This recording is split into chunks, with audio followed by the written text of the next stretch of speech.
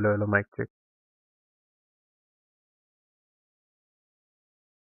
Let's begin. Ah, morning time.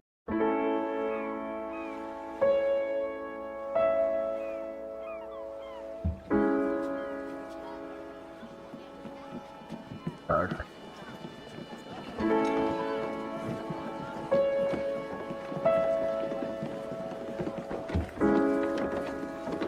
Sound is good.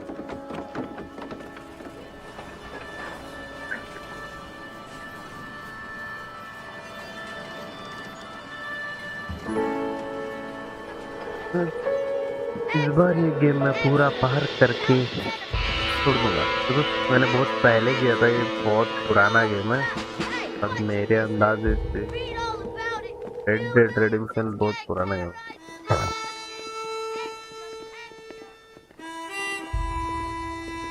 2010 का game है भाई।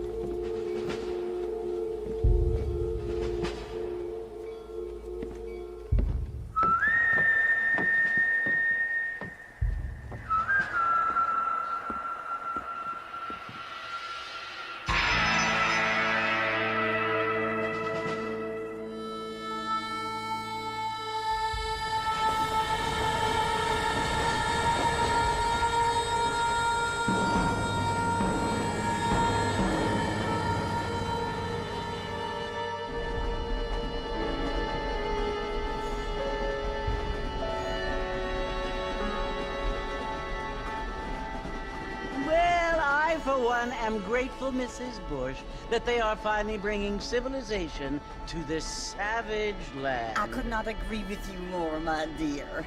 My daddy settled this land, and I know he'll be looking down on us, pleased at how we help the natives. Yes, they've lost their land, but they've gained access to heaven.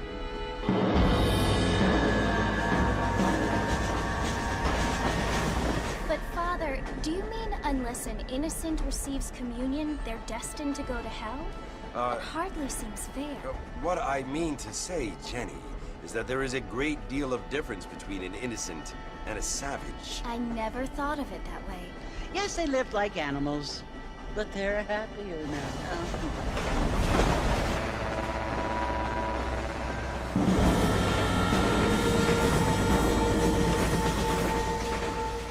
Not only do people now have motor cars, Father, but I heard that pretty soon we will be able to fly. No, only angels can fly, Jenny.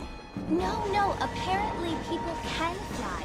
Didn't you hear? Out in Kansas, a man even got a car to fly. I hardly think so, Jenny.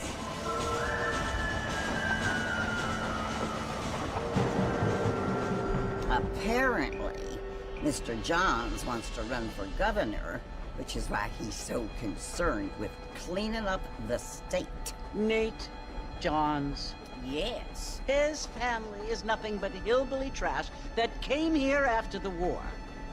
I don't want to be judgmental, but this state should not be ruled by such a disgusting family. A family without class. Apparently. The Johns family have made a lot of money, and he has a lot of friends in politics. Mrs. Bush, money isn't everything. There are many things that money cannot buy. It seems that money can buy voters, though.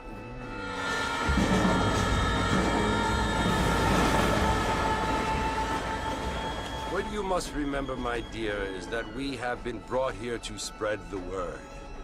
And the word and civilization, they are the same thing. They are the gifts. It is the opportunity we have, the chance to live among people who are decent and who do not kill each other, and who let you worship in peace. It's so confusing, Father. Sometimes I find it impossible to make the distinction between a loving act and a hateful one. I mean, they often seem to be the same thing. Yes, Jenny, it is confusing. But you only have to ask me if you need help. Indeed. Well, here we are, Mrs. Bush. Armadillo.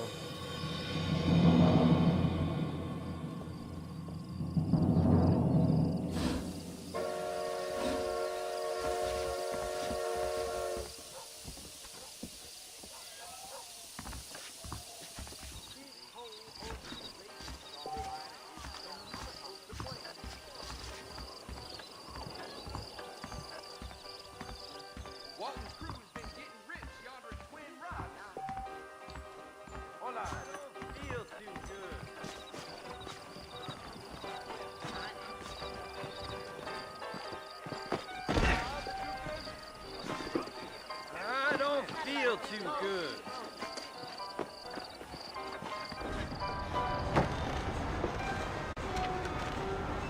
Mr. Marston! Mr. Marston, over here!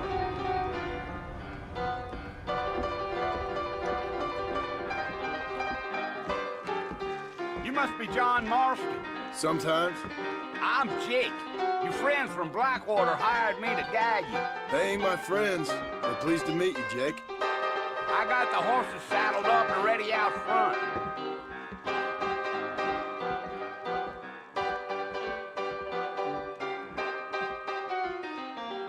Hi bro, hello. Ravan Gaming. Thank you for watching Ravan Gaming. Please like bro.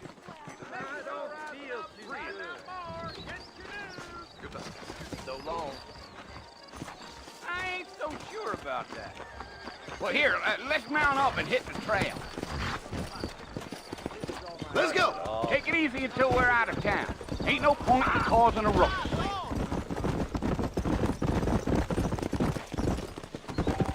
Hey!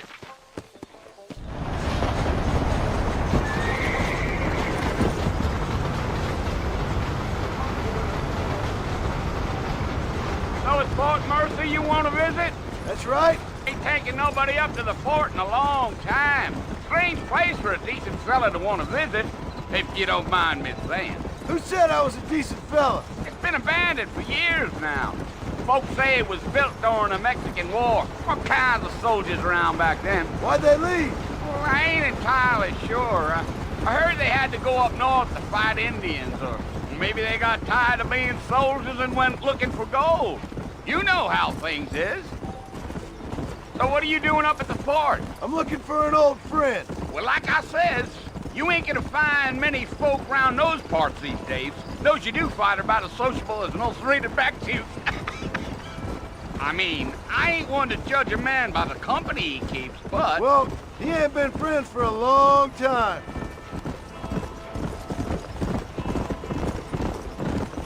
Gee up. Are you planning on spending any time in Armadillo, Mr. Marston? I doubt it. I ain't planning on staying very long. Well, if you're fixing for some female company, you can do a lot worse than Armadillo. Fine as cream gravy they are. Not like Thieves Landing. Dang, those girls ain't even fit for a drinking man to hole up with. I'm a married man, I'm afraid. Ain't we all?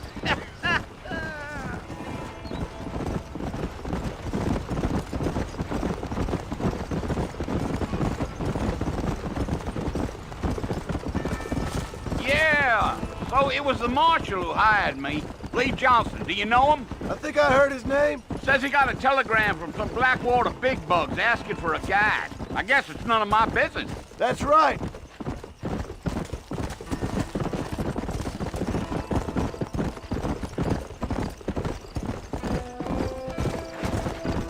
You ain't very talkative, are you? Nope. I'm just chewing the dog, mister. It's how I am. I don't mean nothing by it. Trust me. There's things you better off not knowing.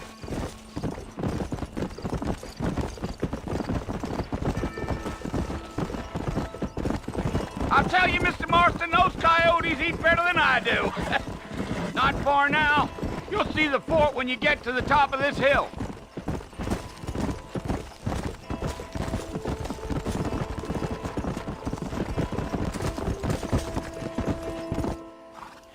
Listen, mister. This here's what's left of Fort Mercer. Some gang rode in and took the place over. So I understand. This is where we part ways, friend. You have yourself a good time.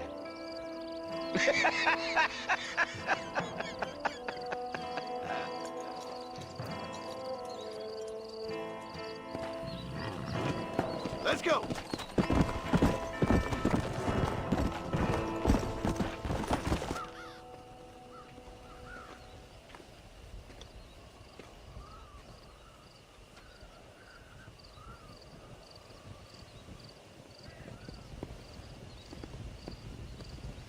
Bill!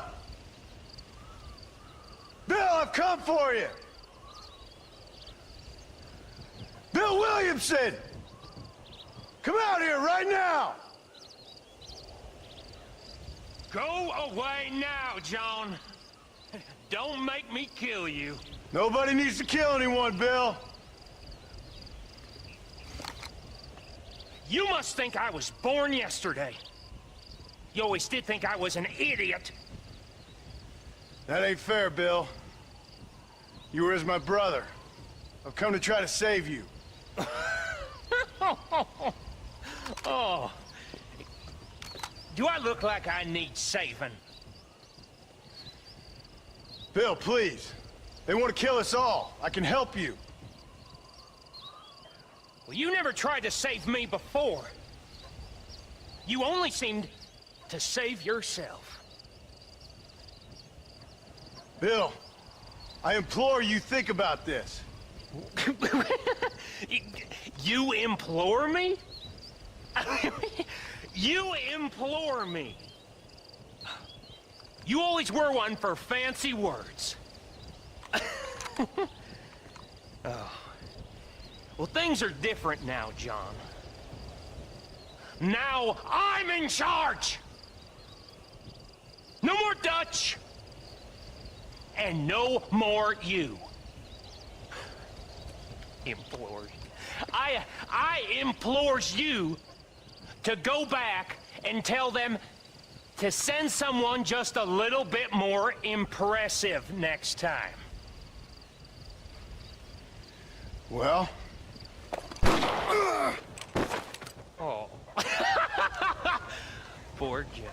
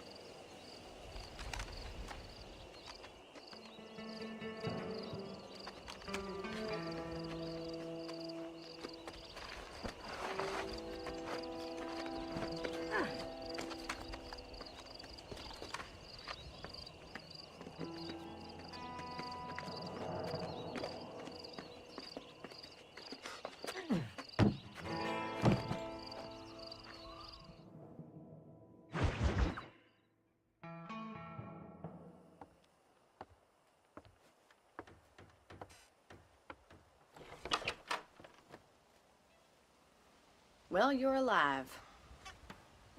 So it would seem. So, how do you feel? I don't know the polite word for it. I do. Stupid is the word we use around here. What were you doing? I was doing something stupid. Well, you'll be okay. Once you didn't die, the doctor said you'd be fine. He got the bullets out a couple days ago. Good. It cost us $15. I'm sorry, madam. Should have left me there to die. Did you want to die? I mean, was that it? Was that why you went straight out to Fort Mercer and picked a fight with the worst bandit in the county? To die, Mr. Mr. Marston. John Marston. Bonnie McFarland. Miss Bonnie McFarland. Well, you may be right, Miss McFarland. I don't know. So what were you doing? Just trying to give Mr. Williamson a chance. For old time's sake. You know Bill Williamson? Knew him. Long time ago. Well, what was he like? Dumb. Just like you.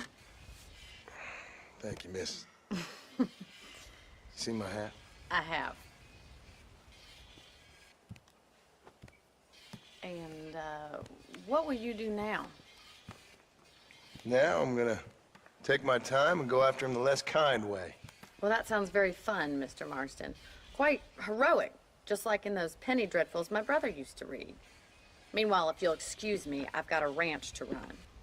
Of course, if you're feeling better, why not take a ride with me later and help me patrol the perimeter? You can earn back some of that money we wasted on doctor's bills. Of course. And thank you for saving my life, I mean. Next time, Mr. Marston, I strongly recommend you don't try to lose it quite so earnestly. I'll bear that in mind. Howdy.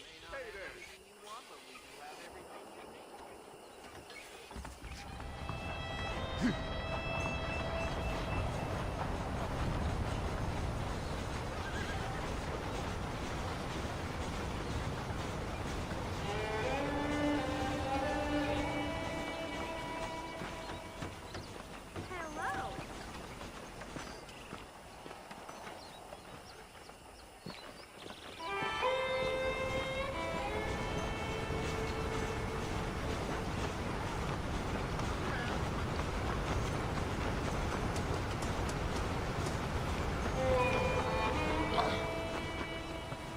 Mr. Marston, back in the land of the living, I see.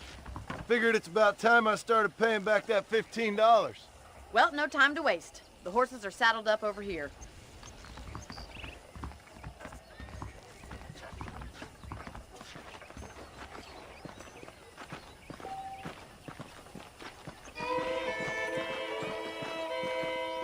There's the foreman's office. It's also where we lock up good-for-nothing outlaws, such as yourself. I'm happy enough with my current quarters right now, Miss McFarland. I picked out a fine horse for you. Come on, then. I'll show you around the property.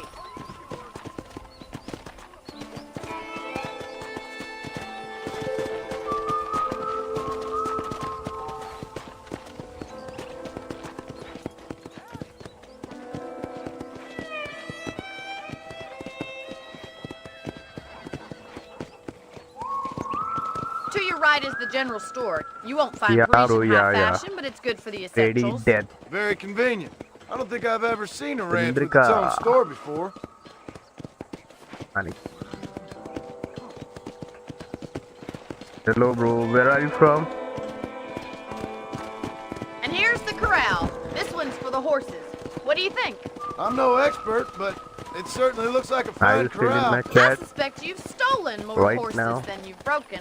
Now, where'd you get such an idea? First impressions are hard to erase. Yeah! That's the train station. Things sure have changed since the line finally got finished, bringing in all sorts of new folk like yourself. Is that such a bad thing? Change is only good when it makes things better. Come on. Giddy up!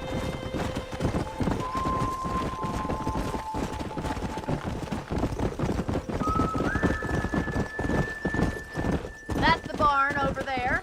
Paul built it himself when I was just a little girl. Come on, Mr. Marston, pick up the pace! Come on, boy!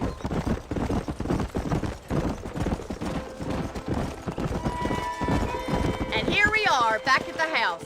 Let's stop for a while before we head out on patrol. You'll get no complaints from me, Miss McFarland.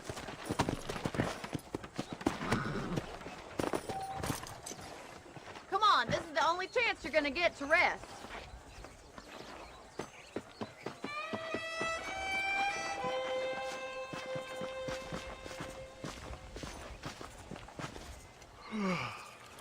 How about a cold drink, Mr. Marston? Thank you, ma'am. Getting shot, then riding a horse seems to take it out of you.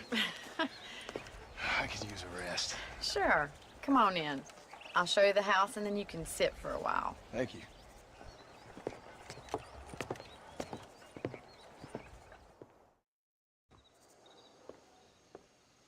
Mr. Marston, Miss McFarland. remember me telling you about the trouble we've been having with rustlers and other undesirables? I do? Will you help me keep watch on the property line this evening? Sure. I want to see just who is trespassing on our land. This is a fine weapon. Come, let's head out. The country is really beautiful at around this time.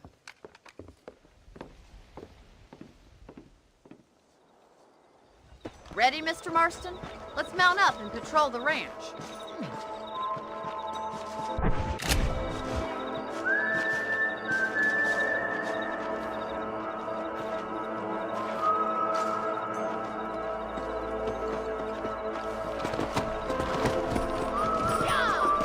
Let's go.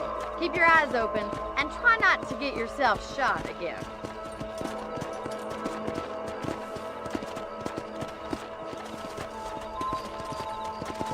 Thank you, Mr. Marston. I feel a lot happier someone's along with me. I feel a lot happier now I got a rifle. Well, with your Nice trigger game. itch Thank and you, my bro. feminine Great intuition, graphics. we should make quite a team. Thank you. Okay और भाई सब हाल चाल बढ़िया, कैसे हो आप? बड़े दिनों बाद आपसे बात हो रही है, हालांकि मैंने भी बड़े दिन बाद गेम खेला। I don't believe it. Those damn rabbits are back. Give me a hand with them, will you? Whoa there. Let's see that rifle. I want a couple of these for the pot. Good shot. Nice shooting. You're better at shooting rabbits than outlaws, I see. You're a good shot, Mr. Marston. Them rabbits didn't stand a chance. Mount back up. We should check out the rest of the range. We should keep moving. There's still a ways to go.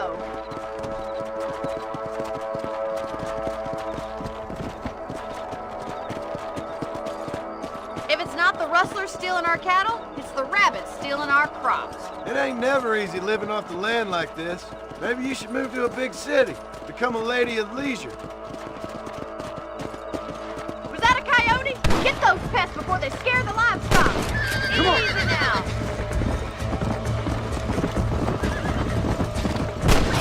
Going after the chickens. Whoa!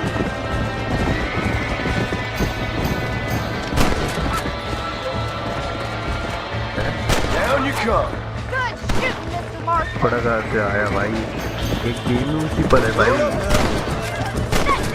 पता तो है भाई। नहीं, Yeah. वहाँ पे ऐसे ही होता है। Whoa there. क्या रहा है बहुत कुछ, ये उसी बेस पे है, पुराने बेस पे है We ना। got rid of the coyote. थोड़ा पुराना गेम है पर काफी चर्चित फेमस गेम है। Come on, I'll show you the way to your room. Whoa. Sound बराबर आ रहा है ना मेरा? मतलब मेरी वॉइस बराबर आ रही है ना? गेम साउंड भी You know, अच्छी you खासी can मैंने हाई actually रखी है, handle a ठीक rifle. ठाक ही हाई रखी Something है। I've had a little experience in. Maybe Bill Williamson did get lucky after all. Luck didn't really come into it, miss. You're a useful man to have around the भाई ranch, वो that's for sure. Task But don't think I've forgotten what brought you here. Mission We'll do start होने से whatever we पहले can to एक help छोटा you. सा I task है, sure appreciate that, Miss ये McFarland. मारना पड़ता है कर को। Here we are. हालांकि कुछ मैंने एक्स्ट्रा में मजा में मार दिया। Thank you for your help, Mr. Marston. अरे वो पिग्स Makes me है, kinda happy I उसको saved your हटाना life. पड़ता है वहाँ से। Get some sleep and I will see you in the उसने morning. बोला मारो Good night, उसको, Miss McFarland. सरका है वहाँ से वो। I'm gonna show Mr. McFarland I'm the best there is. I'm gonna get me a pair of mule ears next time I'm down Armadillo Way with the narrow.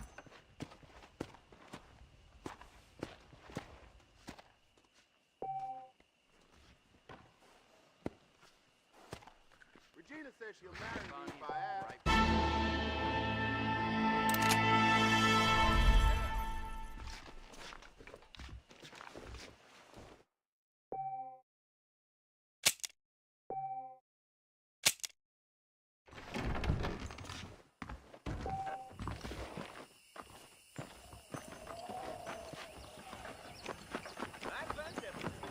¿Qué tal?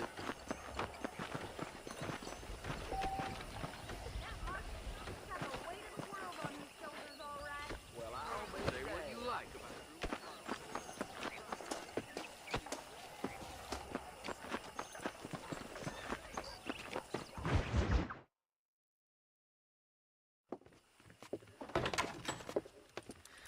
Oh, Mr. Marston.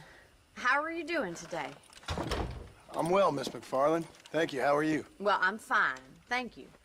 So, how are your ribs? Fine. A little sore, but apart from a couple extra scars, it'll be as nothing happened. Good. Come in, come in. You know, you never did tell me how you met that Bill Williamson or what you wanted from him. No, miss, I did not. Well, why not, if you don't mind me asking? I certainly don't mind you asking if you don't mind me not telling. See, it's a complicated and somewhat pathetic tale, and by telling you, not only would I be putting your life in danger, but also threatening the lives of some people that I hold very dear. Well, I apologize if I seem to be prying. And I apologize for my reticence. Hope you believe me when I say that it's simply out of respect for you. Of course, Mr. Marston. I understand that a city dweller such as yourself likes to have some exotic secrets, so us country folk are impressed. I'm no city man, miss. Yeah, but I saw you get on the train at Blackwater. You with those gentlemen in bowler hats? I'm still no city man. But I'll bet you can't ride, Mr. Marston. I hate to take money from a lady, miss. Oh, you won't be. I'll race you right now. If it makes you happy. We'll see.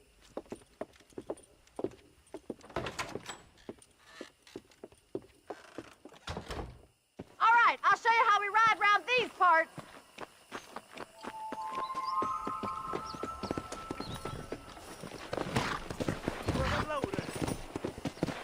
Come on, boys. Let's go!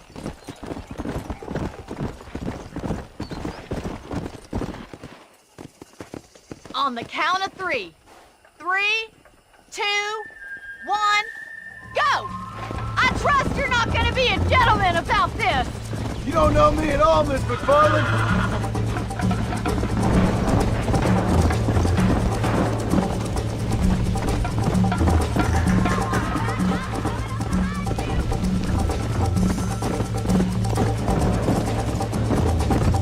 Would you like me to slow down? Come on! Should I wait for you to catch up? Yeah! Yeah!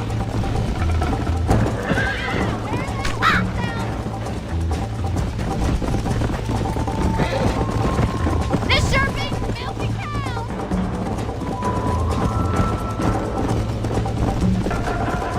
Injuries feeling,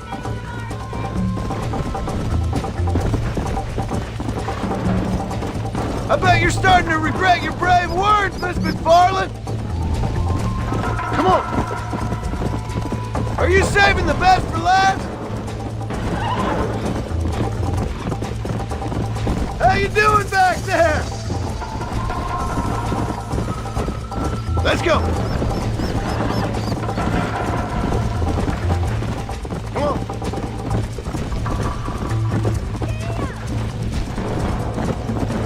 Whoa there! Let's go!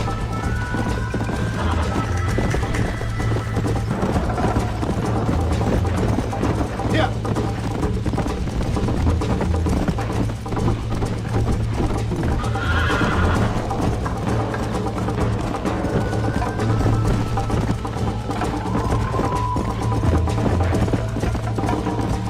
Go!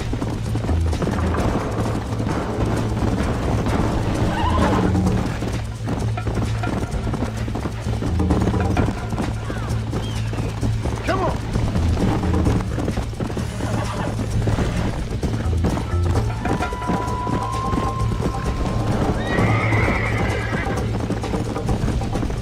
Come on!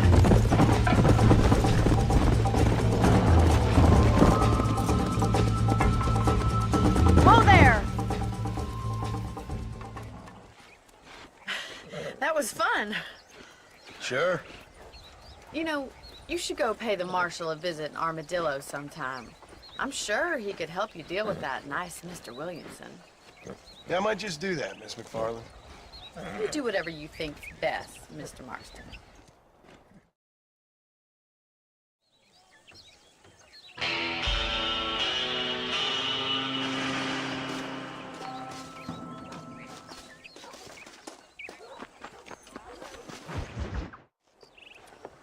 Mr. Marston, how are you? Good, Miss McFarland. How are you? I'm well. Would you mind riding with me to Armadillo? I've got to get some supplies and I could do with the company. Of course. You can take the reins. It wouldn't do for a terrifying bounty hunter such as yourself to be seen driven around by a woman. Take the reins, Mr. Marston.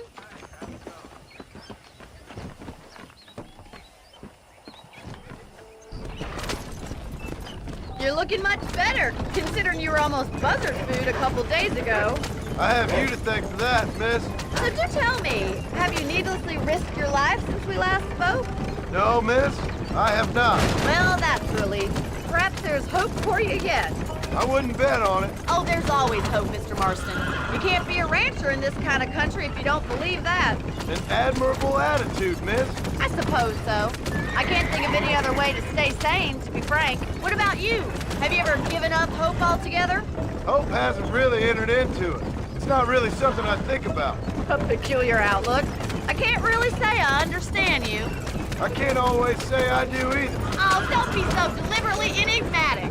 I'm not, miss. Yes, you are. You are being deliberately obscure as a substitute for having a personality. I just know there are two theories to arguing with women, and neither one works. I'm not even going to dignify that gibberish with a response.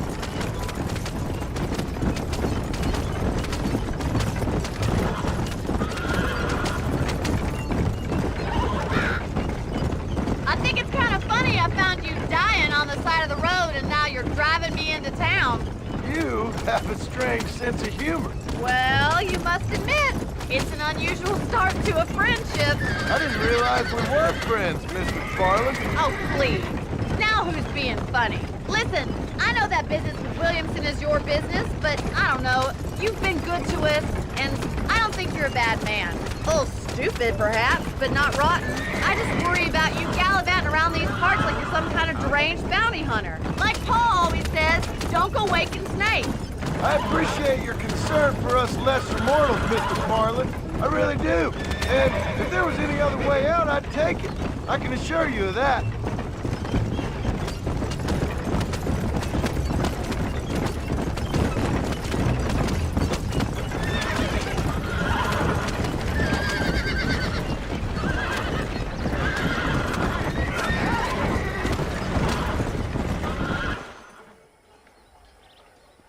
So this is Armadillo. Manhattan it is not, but it does okay for us.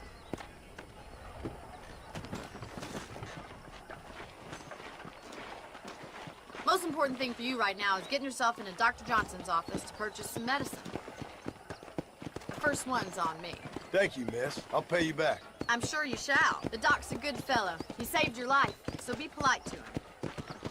Meet me in front of the general store when you're done.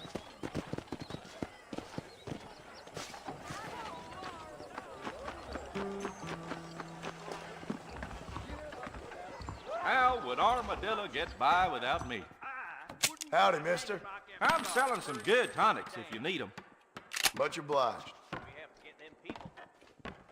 Stay away from the soft pork and tobacco. This weather's good for growing. Well, thanks for driving me. It was nice to be able to enjoy the view for once, and a little company never hurts now and again. You're more than welcome, miss. Least I can do. Thank you for the medicine. Why don't you have a look around Armadillo? You can always take a stagecoach back to the ranch later. I might just do that.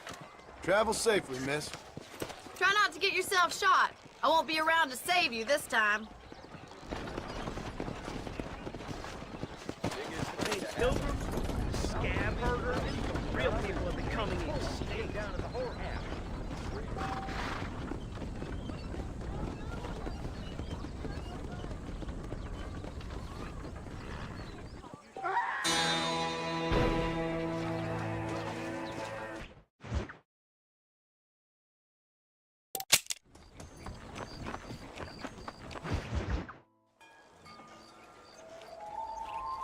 Mr. Marston, I've been hearing about your plans. Have you, Miss McFarland? Yes, from Lee Johnson. To settle here and build a life for yourself. I'm afraid those aren't my plans. See, I already have a life. Well, I had one, and I'm trying to reclaim it. Or maybe what you could say is I had two, and I'm trying to end one of them so the other can survive. You do so love to talk in riddles, Mr. Marston. Do you do that, I wonder, as a substitute for having anything interesting to say? Probably, Miss McFarland. Oh, call me Bonnie, you fool. Call me Bonnie. Miss McFarland, I'm married. I have a son. I had a daughter, but she died. Years before that, I rode in a gang. We robbed banks, trains, held people ransom. We killed people we didn't like. Bill Williamson was in that gang. Now, if I don't capture my former brother in arms, great harm will befall my family. Now, I don't suppose any of this is very interesting to you, but I hope it explains why I wasn't so eager to talk about it. No, I do understand. I had no idea. You poor man. Even in this new country, memories don't really fade. My father was an illiterate Scot born on the boat into New York. He never saw his homeland, but to hear him talk about it, you'd imagine he only ever ate haggis and wore a kilt. And he hated the English for what they had done to his great-grandparents that he'd never met. People don't forget. Nothing gets forgiven. That's true, especially when it comes to money. And you know, even now, after all his labors, my father's debts are still terrible. I worry every day about us losing the ranch.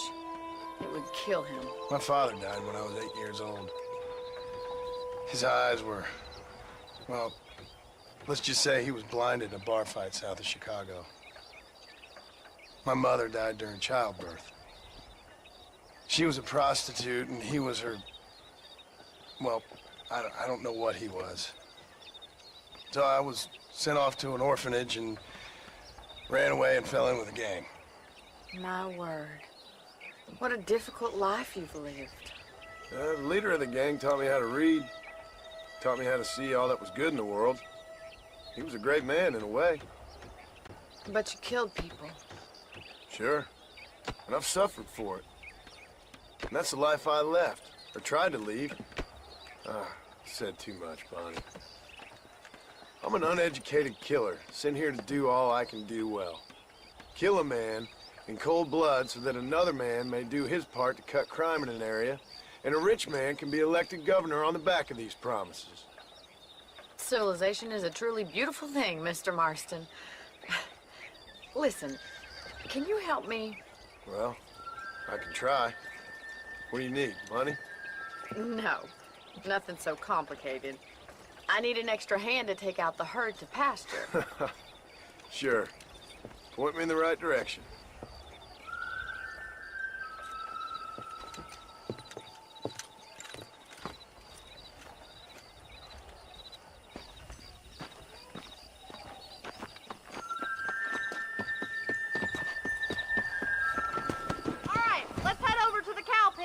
It's about time a budding farmer such as yourself learned how to herd cattle. Come on! Thank you for telling me all that back there. It must have been hard for you.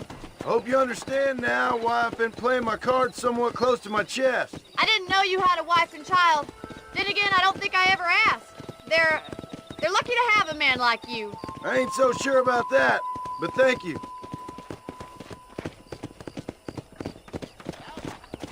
How are you, Miss McFarland? Yeah! Let's go. Whoa. That's it, Dave. How come Mr. Moss? He's got it! Herd the cows down the road! Pretend you know what you're doing! Look at the cowboy. Go ahead, Joe. Come on, you dumb heifer. Hey. This way! We need to take them out to the pasture! Come on. Slow down.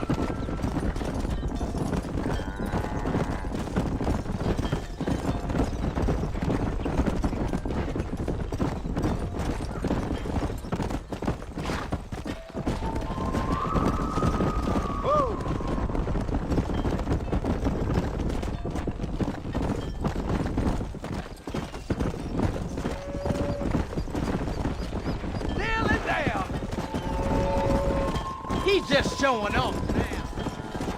Come on, easy up now.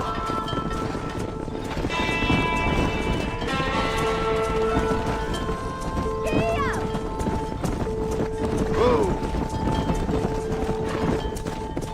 No stopping. Let's go. Keep it moving. Come on, Mr. Marston, you can do better than that. Move! Let's go! Let's go! Slow it up now.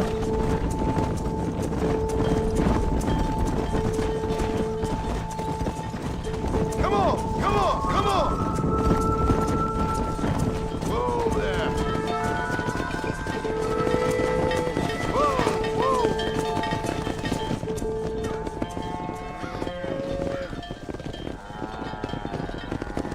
You're not bad with the herd. Ranching might be your true calling, Mr. Marston. Either that, or you were a cow in a past life. Thank you, Miss McFarland. I'll see you later. I have work to do back at the ranch.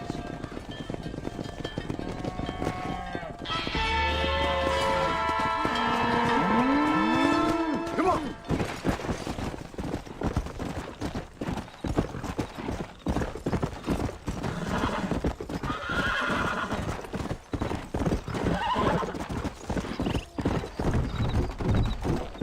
Easy.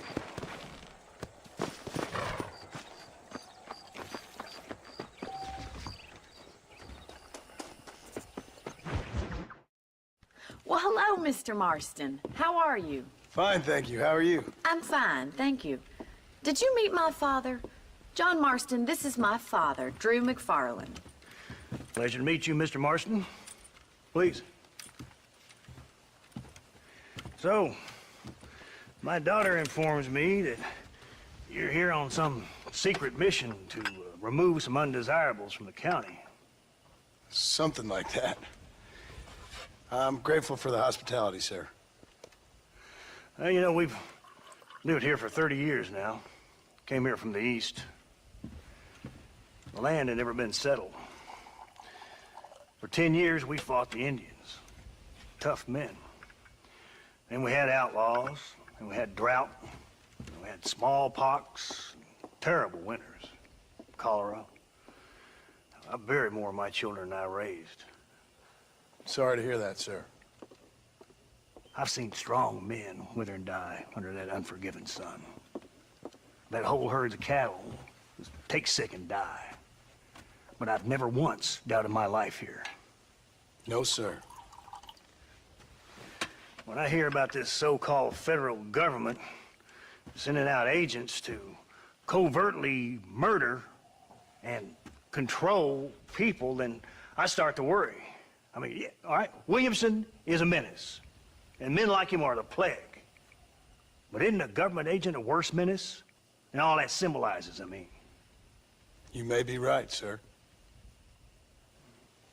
Well, you're a brave man. You're always gonna be welcome here. But you tell your friends out east that we don't want to live like that out here. Sneaking around and spying and secret missions. Right? It's preposterous. Trust me, sir. I agree with you. Good. Good. Well, we won't insult you any further. Come on, Bonnie, we got things to do. Mr. Marston, do you want to join us? It's Daddy's favorite pastime. Apart from political discourse, that is. What is? Breaking in horses. Come on. I hear you're a pretty decent rider. For a city dweller, that is.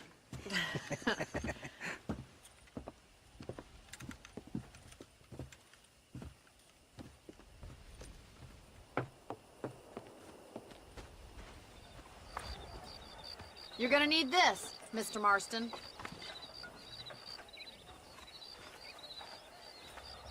Right, now you got some rope on your belt. Let's see if we can't wrangle some horses.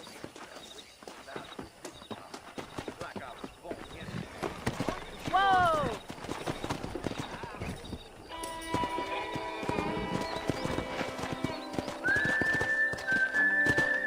Let's go! You sure sure have some interesting theories on what the government's doing, sir. They ain't theories, Mr. Marston. I saw the telegram Marshall got from Blackwater. It ain't exactly a state secret who sent you. Well, is he wrong? I saw those men from the train. The government can go to hell if you ask me. Those sons of bitches would steal a coin off a dead man's eyes. Mr. Marston! He's right. Now, I don't know much about politics, Please, Paul, can we just enjoy but I the know ride? we're only as free as they say we are. Power's like a drink. The more you have, the more you want. And there's few men who can handle it. There's certain things in this country a woman could do much better if you ask me. I ain't gonna argue with that, Miss McFarland.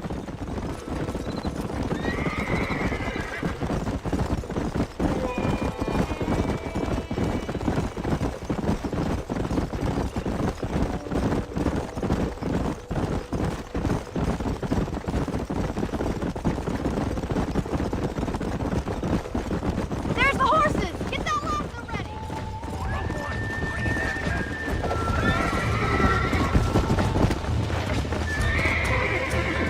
Try not to spook them too much! Lean into it. Tell me what you got, boy. Almost got You're you. doing fine! Relax now. Come on in, cowboy. That's it! Don't give up! Come on, let's go. You'll Hey, have it! slow now. Come on, nearly got you. It's all right. Got it, Mr. Marston! Relax now. Nearly there. Good work. I'm impressed, Marston.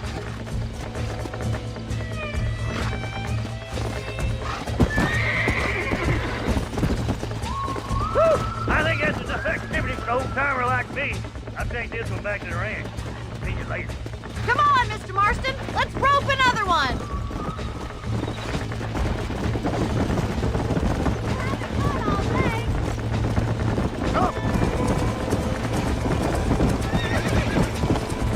Easy now! Nearly there. Hold on to him!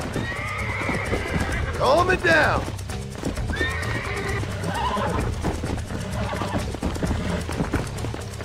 Come on, baby. Calm down. I got you.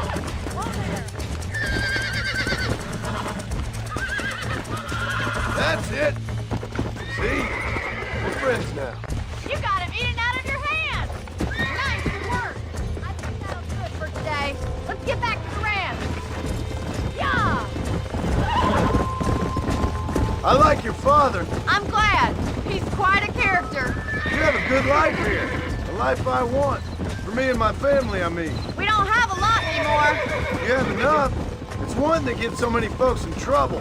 It'll sap your spirit and make you poor. But it's straight. And it's decent. There's no better night's sleep than after an honest day's work. It's no wonder you look so tired then. Some deck must be shy of Joker, Miss McFarland.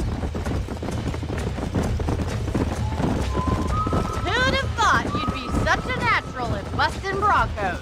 That was fun. I think you could be a fine rancher one day. If you can bear to stop killing.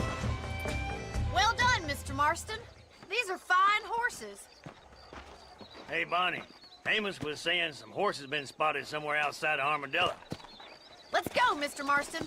We can really do with those horses. Come on, Mr. Marston. Let's head for Armadillo. Whoa there. You never did tell me why you were never married. Aside from the snobbery, that is. You sure ask a lot. I'm just surprised, that's all. You must have been quite a catch. The fact that you're talking in the past says it all. No, that's not what I mean. You must have had some suitors, that's all I'm saying. Some, I suppose. Here and there. A ranch in the middle of Hennigan's Stead ain't really the place to find a husband. Amos, he's a little, well, you know, countrified. Where'd you get your airs and graces, Miss McFarland? From a couple of cheap governesses Paul hired to save us from being savages. I'd like to talk about more than just cattle and chickens sometimes, that's all. And after my brother left, it was up to me to become the man of the ranch. He'd never admit it, but my paw's a lot frailer than he looks. You're worth two of any man I know, miss. I'll try to take that as a compliment. In many ways, my wife is kind of like you, Miss McFarland. Is that so? She's always been a woman in a man's world. You don't talk about her very much. It's kind of painful, but she's never far from my thoughts. Looks like the ranch hand's up ahead. Let's go.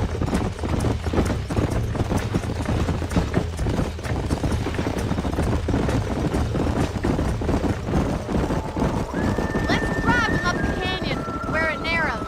We'll trap them there.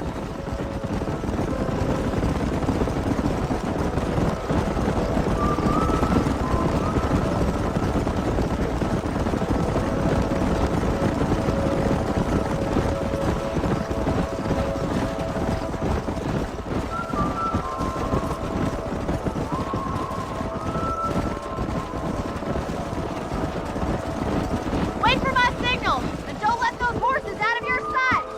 I'll see you there, miss. Let's go.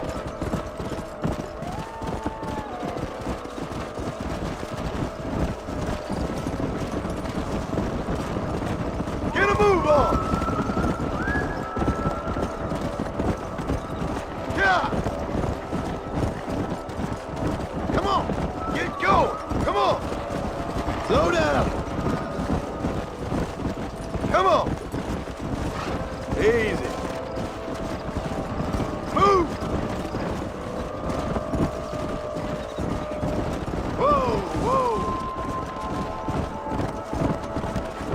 Move, move.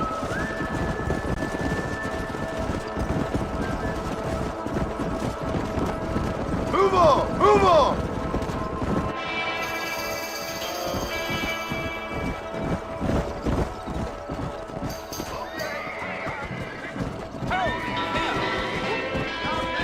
Looks like we got the lot of them. What magnificent animals they are. Hey, the stallion's getting away. Chase him down and bring him back. Come on.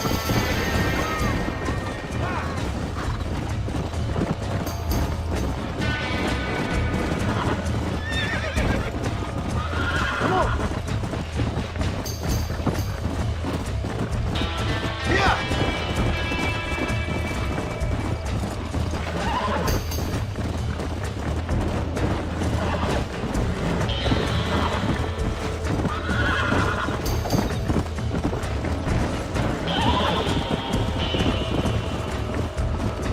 Come on.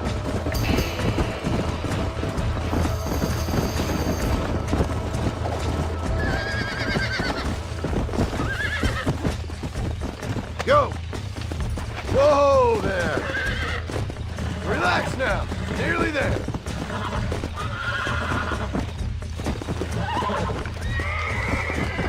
Steady. Come on. Come on. Nearly got you. Oh, this ain't good. I got you. You're mine now. There you go. Come on.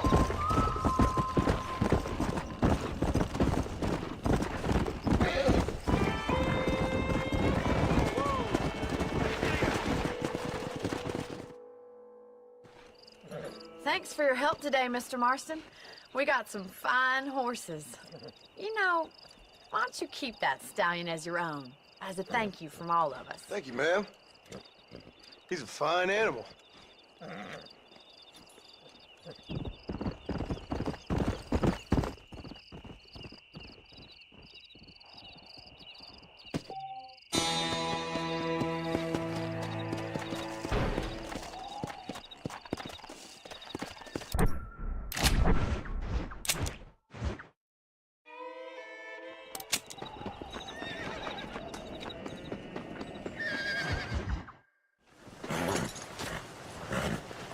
Come on, let's go!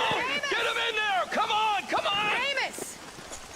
Hey, miss, I got most of the horses secure and the chicken. Well, thank you, Amos, but it's the herd I'm worried about. I know, they're scattered all over the valley and beyond. The weather is coming in real fast. So what do you suggest, Amos? We leave the herd out there to be scattered by the storm and ourselves left here to die without a livelihood?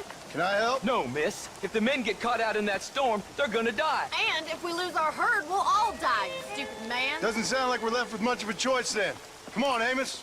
Round up your men. Let's get the herd. Dang.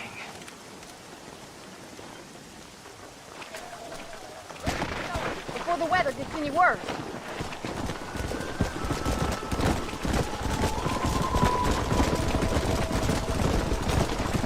That sky don't look good. I'm starting to think somebody up there is conspiring against me. Are you a religious man? Not in any real sense. Sometimes I tell myself things happen for a reason. Like what brought me here was fate come a-calling. But nobody made my path for me. We all need to look for answers somewhere. Some in big old books, others in big old bottles of whiskey. Believing in some kind of divine purpose ain't gonna give me my wife and kid back. Past is who we are, Miss McFarland. There ain't no changing that. Faith is a luxury I can't afford. We have 2 herds out grazing in different pastures. We'll need to merge them and bring them all back. I think we can handle that. The cows get real ornery in bad weather. It's more work, but I'll show you how to deal with them. I'm gonna save my voice for the herd. It's gonna be hard shouting over this storm. Easy now.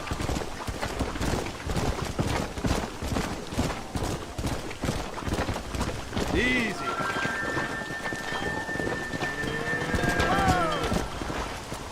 Come on.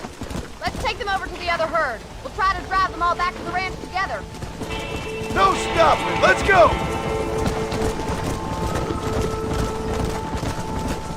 Move. This is getting nasty. It's getting harder to see anything. Come on. Let's go. Let's go. Easy.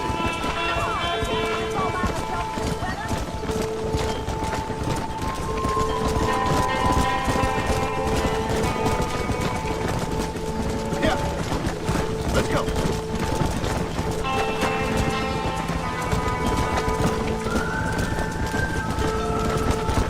Move. Let's go. Whoa there.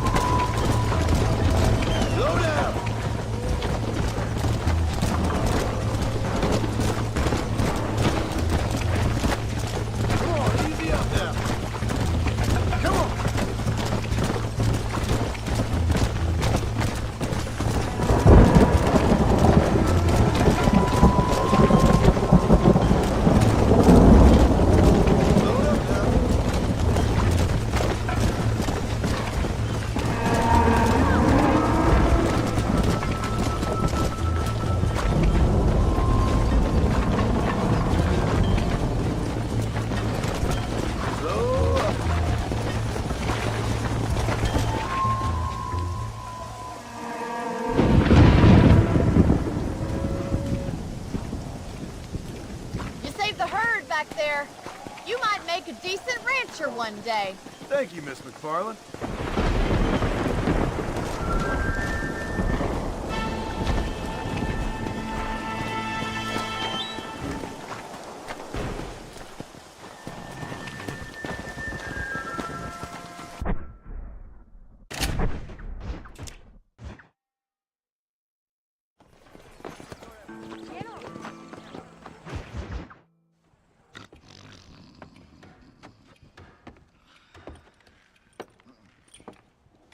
Excuse me.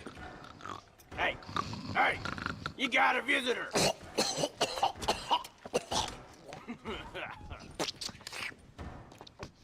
Shut up, you! And what you want? My name's John Marston. You wanted to speak to me. I did? Apparently so. Why? I guess because we're both in the business of the law.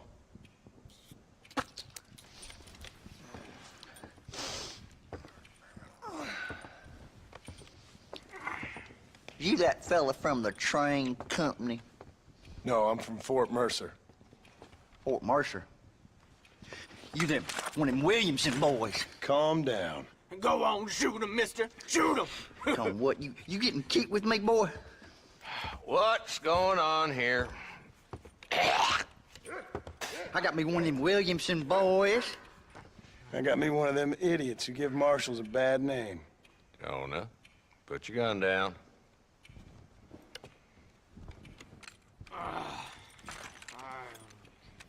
You must be the man from Blackwater.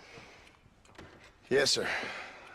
Listen, that dog ain't too bright, but he seems loyal. Jonah, get out of here for a minute. Yes, sir, Mr. Johnson, sir. And you. Oh, I done seen enough of your hide around here, friend. I think there's some school children down the way you can go and frighten. Oh, hardy fucking har. Dickhead. What are you doing here, Mr. Marston? Apart from frightening my deputies. I'm here to capture or kill Bill Williamson. Okay. Can you help me? He's outside my jurisdiction. He's in the next county. Of course, Bill Williamson and his boys have tended to keep themselves away from my town. So you're happy to have him out there? Well, I ain't happy, but I also ain't suicidal. My job is to keep this town safe, not clean up all of these 3 counties. It's hard enough around here. You know, I hear you speak, and suddenly I'm reminded of how some of the people I respected most in my life had a problem with authority.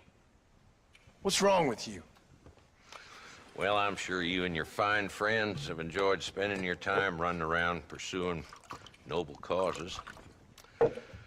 My cause is to keep this town from turning into a living hell for the folks who live here. Whole world has problems, mister, and I'm here doing what I can. Why? What's happening? Right now, I got the railway, the people who pay my salary, trying to get me to turn a blind eye to them burning down settlements up there. I got a bunch of cattle rustlers out near Box Canyon needs shutting down. Not forgetting the gang that keeps murdering homesteaders out in the back country. And I got a bunch of hoods over in the saloon, drunk, threatening to shoot up the whole town. That's all I got today. But it's early yet. Give me a couple more days. There'll be more. All right, tell you what.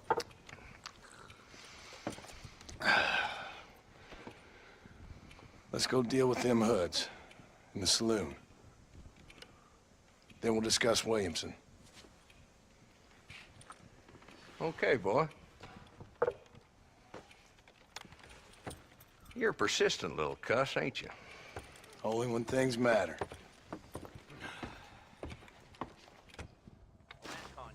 Let's head over to the saloon.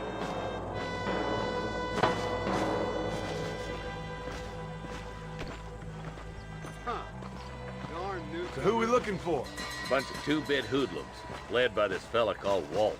Goddamn road agents who prey on the stages coming in and out of town. Drivers in Armadillo spend more time with their hands in the air than on the reins these days. And you're happy to let them drink in your saloon? Happy? No. But the way I figure it, better they're carousing in there than out robbing decent folk. That's an interesting approach to law enforcement. I do what I can, Mr. Marston. We ain't the government. Hello there. Nice to see you, partner. This dumb rat bastard now. Let's follow him. See what kind of hole he crawls into.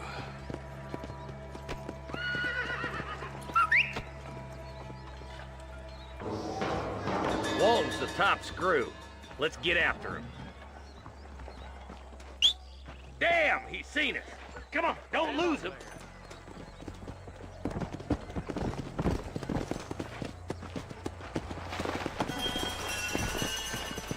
Yeah!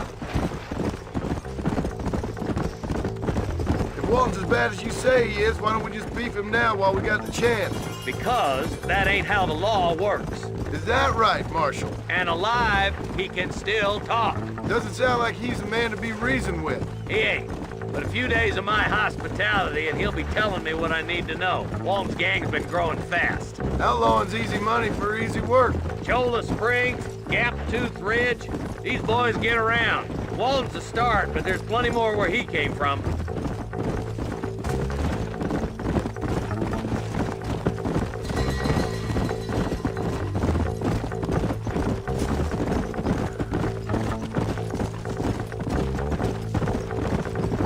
Come on. He's headed for Pleasant's house. Let's stop so we can get a better look.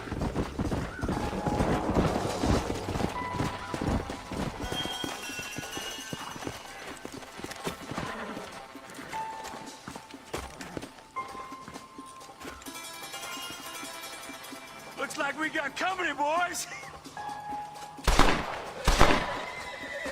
Damn. Take cover. We'll work our way up this hill. Hey, yeah, you, over here. Marston, I got you covered. Move up to that wagon. Marston. I'll kill you!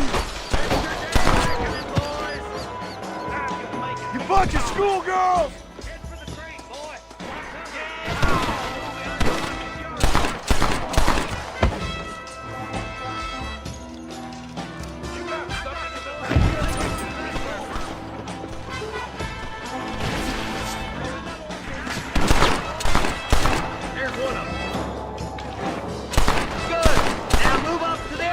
Marston!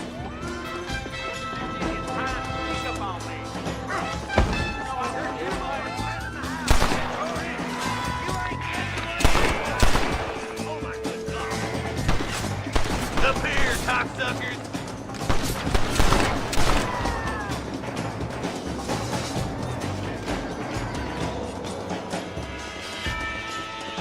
Guess Walton left now. Try to take him alive.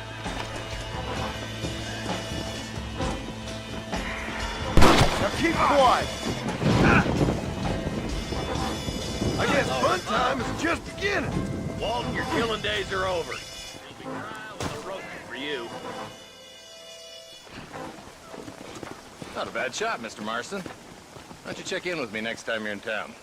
I don't want to be no policeman, Marshal. Nor did I, my friend. I can promise you that. I'll see you soon, Mr. Marston. Yeah.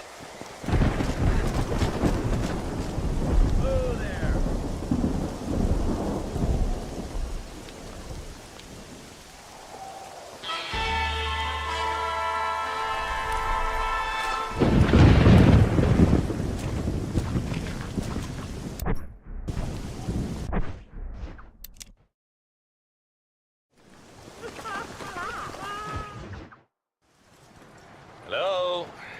Hello? It's Armadillo 731. What is it with these things? Hello? It's a new line. Hello? Hello? Sounds fun. What's happening? I have no idea. Yeah, if it's important, they'll send someone down like they did with you. Suddenly, the world is full of days.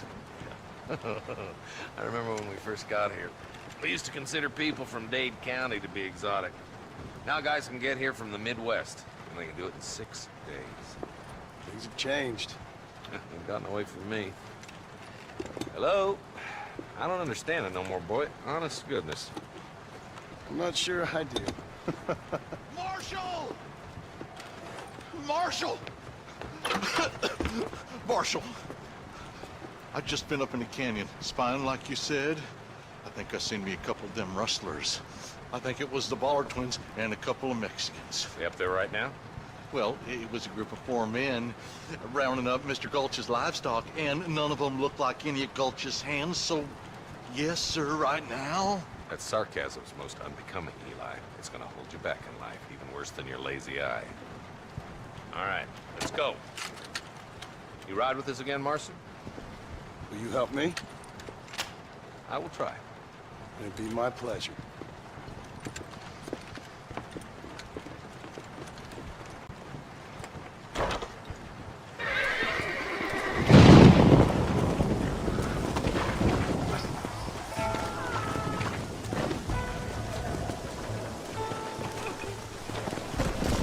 How long you been working for the government, Marston? I don't work for the government. Well, I got a telegram from some federal clowns in Blackwater that says otherwise. You don't look like no government, boy. I guess it's complicated. I came because it was made impossible for me not to. You sure are a tight-lipped son of a bitch, mister. I guess I am. I ain't gonna dig this hole no deeper. Ain't you all proud and superior? Don't forget you need us more than we need you.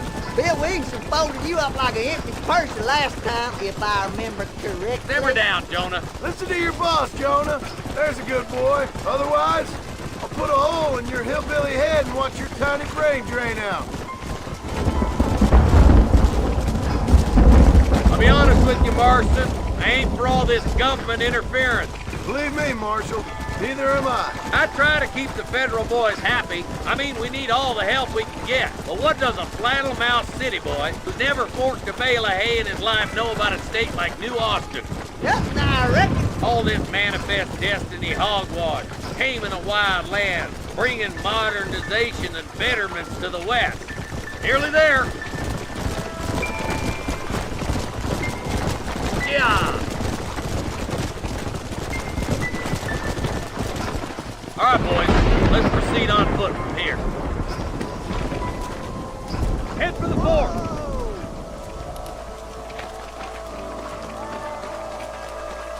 Be ready, boys. We're probably going to be outnumbered. Let's see how many there are. If we can take them alive, good. If not, smoke the sons of bitches.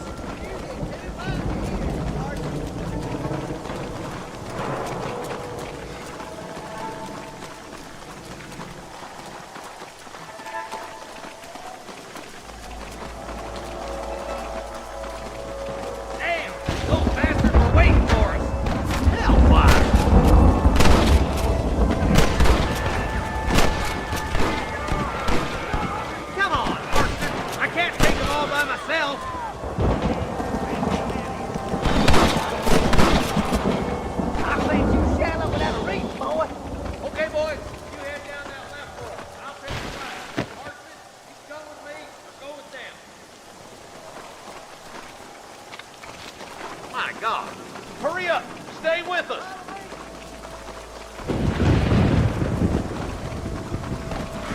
Nice of you to give an old man a hand.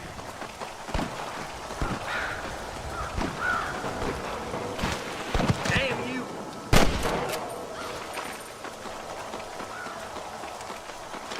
Hands up, boy! Behind that rock! Looks like we got him. Let's move on. Stick with me.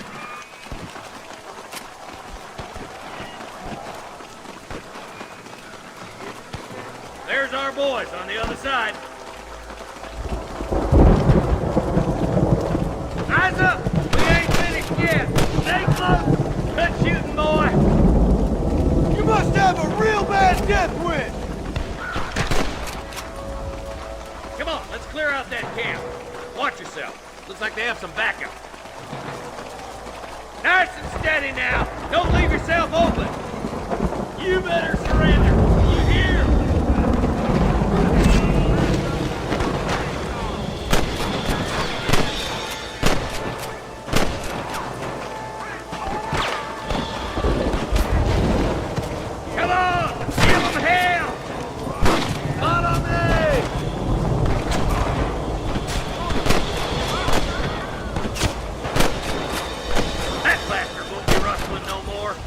Thank you, bro. Great shot, I know. Thanks. I'm the last person you want to be pointing that at. आ गया था. Tell the ballers to give themselves up, or we'll kill every last one of you. वो game की theme बहुत ज़्यादा dark है. अरे अभी थोड़ा वो सीन हो रहा है ना इसलिए. I'll hit up the ridge and scout it out. See if there's any spare ammo in that. अभी वो रात का समय चल रहा है ना, और वो बारिश चल रही है, इसलिए थोड़ा हल्का सा बैटरी बढ़ाएगा ना तो अच्छा लगेगा तेरे को. पर क्लियर तो आ रहा है ना.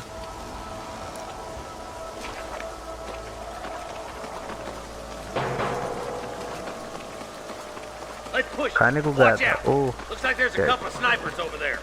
ये टाइम पे बाहर खाने को जा रहे हो. Put down your guns and surrender. There he is. Let's clear out Pike Basin once and for all. Come on, boys.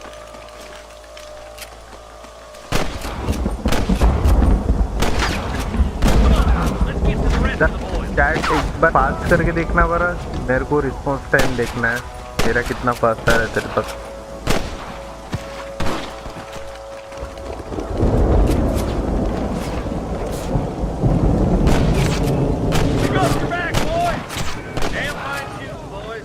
Come on, let's regroup.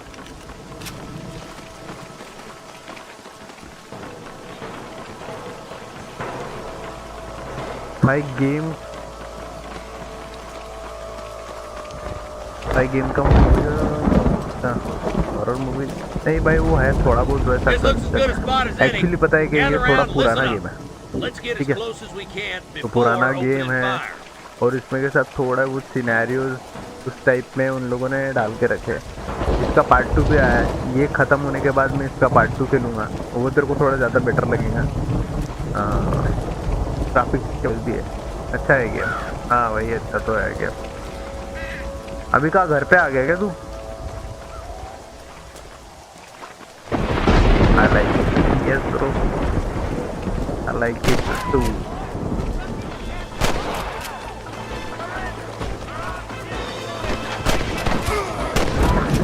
Run away, pal!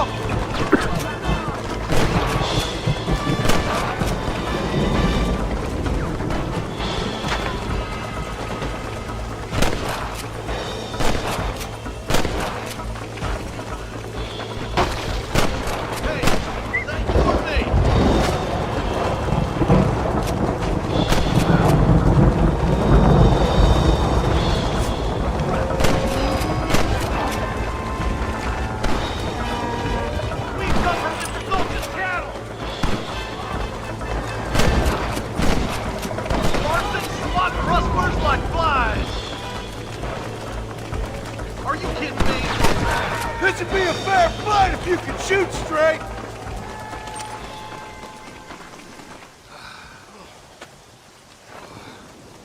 Thanks, Marshal. We're indebted to you with our lives. Just get them cattle back safe. All right. Oh, thank you. Oh, thank you so much. Thank you. Well done, Mr. Marston. Yes, well done. Now, about Williamson. I'll do what I can. You know, as you can see, this country is infested with all manner of scum.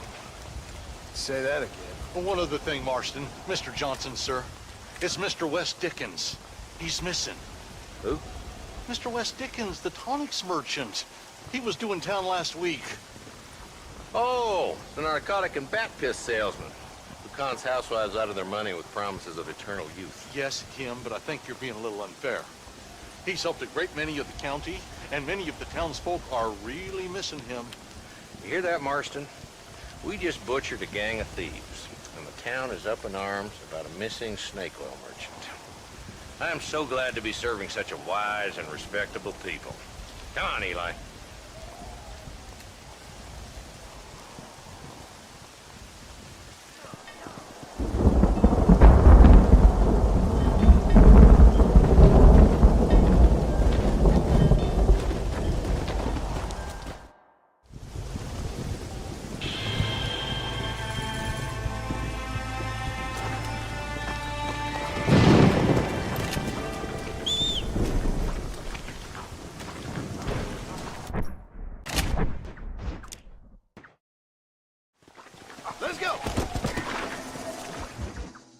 Excuse me.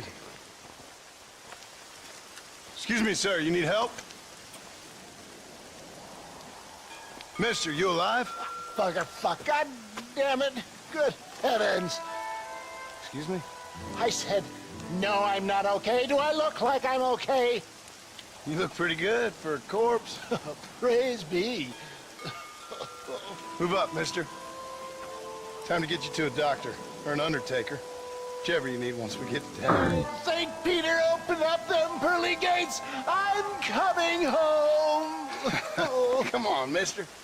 Come on.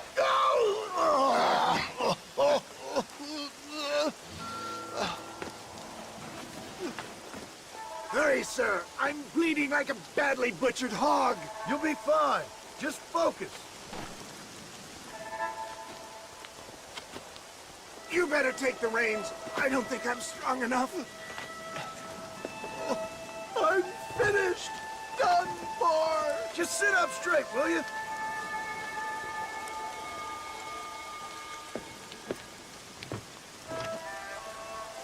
Head for Armadillo, friend!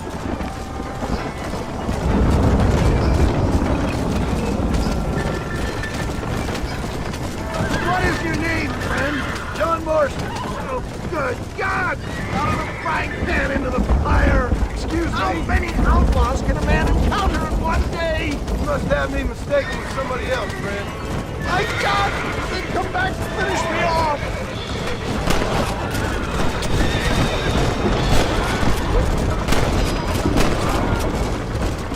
Excellent work, sir! Push on to Armadillo! What the hell happened to you? Bandits! Hoodlums!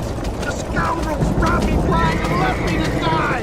I can see that. Once again, a victim of my own success. They seemed a man in a well-cut suit and this happened. Do you know who they were? No idea. I'm not the kind of man who has enemies.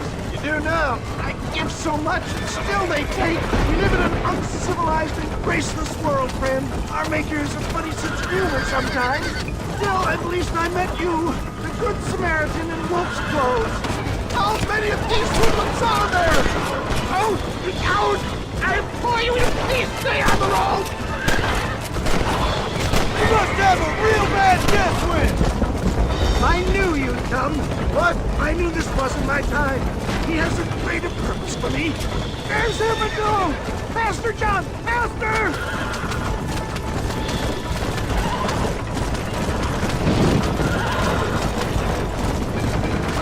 Please drive carefully. Every bump is like getting struck by lightning. Stop moaning, old man. You'll be fine. Just sit and save some of your breath for breathing. Yeah, I embrace you. For Christ's sakes, man, you're gonna be fine. We're nearly there. Into your arms.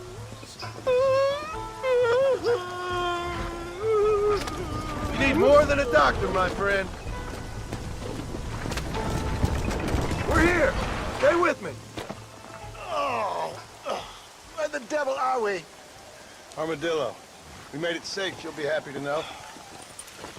Thank you, sir. Thank you. You're a gentleman and a true man of honor. Coming from you, I doubt that means much, but I appreciate the civility. I owe you, sir. And I always pay my debts. Jesus! But if I die, I'm sorry for it. If not, I'll be your man for... Let's get you fixed up first. Then we'll decide what you're my man for.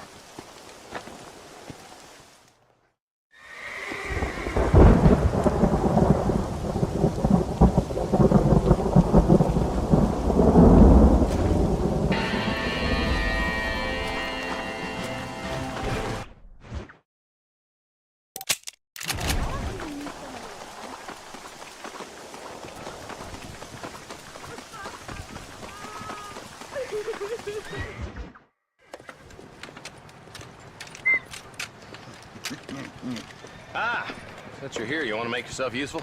Not particularly. Listen, son, I know you got a mission. Right now, I need another gun.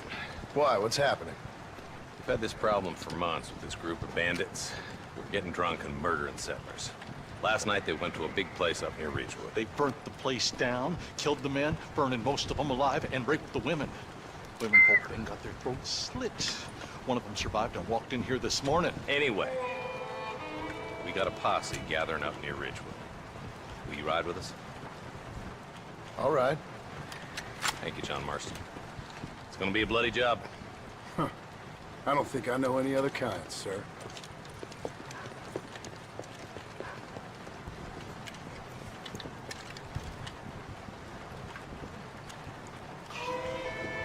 Hey, wait up!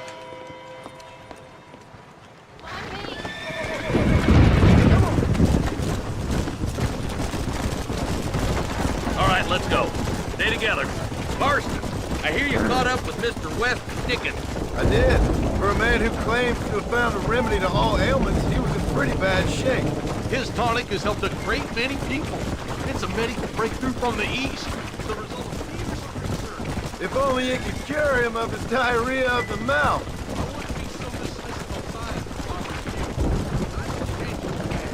He's no more a scientist than I am a priest. But people can spend their hard-earned money however they please. He's certainly a character, that West Dickens. I can't understand a goddamn word he said. A more flannel-mouthed bunko artist I've never met. Look at them vultures circling up ahead. I see him. Marston, you and Eli go check it out. Come on.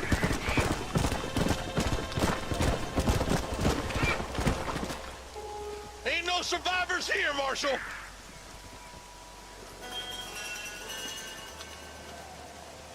Man, this don't look too good. Somebody was so busy killing people, they went and dropped their gun.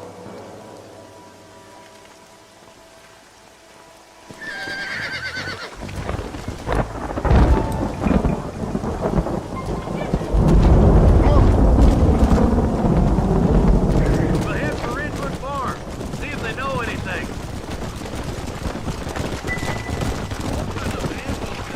A bunch of weak men.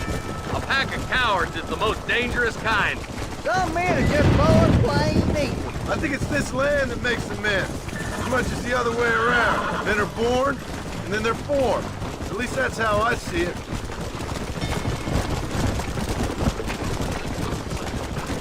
Any number of people, especially now the word's out we're cleaning up the county. Between Walton's boys and the rustlers, we've been spilling a lot of blood. Man gets more evil when he's running scared. I can see more vultures up ahead. God damn it. Come on, let's take a look. Come on.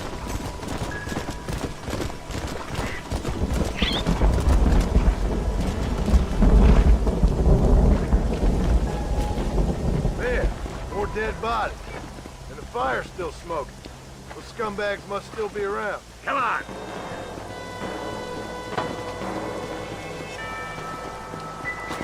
Let's go. Their trail leads to Ridgewood Farm. Come on, let's hurry. Sons of bitches! Didn't you once want to catch an outlaw, Marston? Yeah, but not like that. It wasn't our way. At least it wasn't my way. Killing and thieving's never right, boy. No matter how you dress it up. This is too quiet. I got a bad feeling about this. Let's search the area. Let's go. Slow down. Shed's clear, Marshal. Come.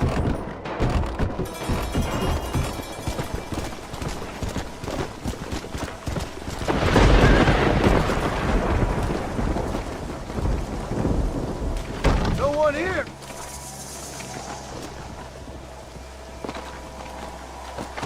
Come on.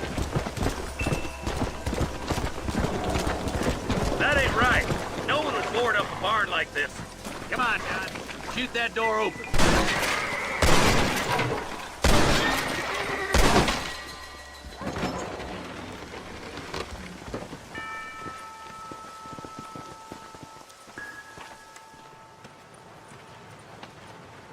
Holy sweet mother of mercy. Please, please don't shoot me. Some bandits came by and took us hostage. They're holed up in the farmhouse. Some of my family is being kept hostage inside.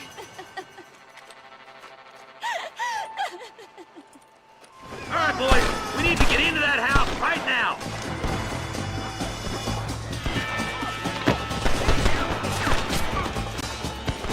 Don't mess with me.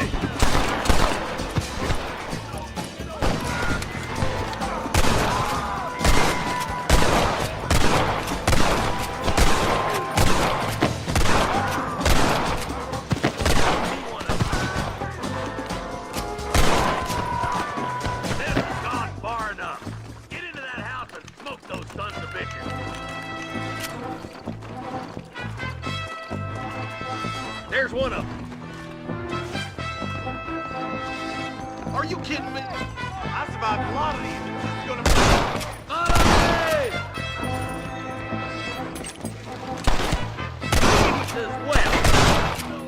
I've dropped 100 fools like you! Stay close!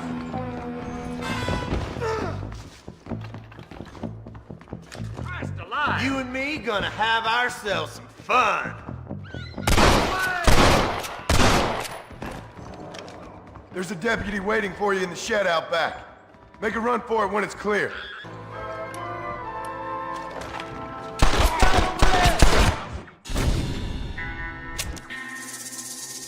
All right, boys, we need to get into that house right now.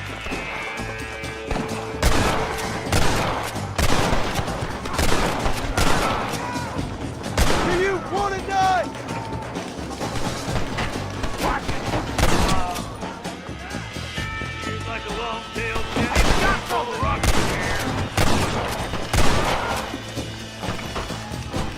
Yeah, coming.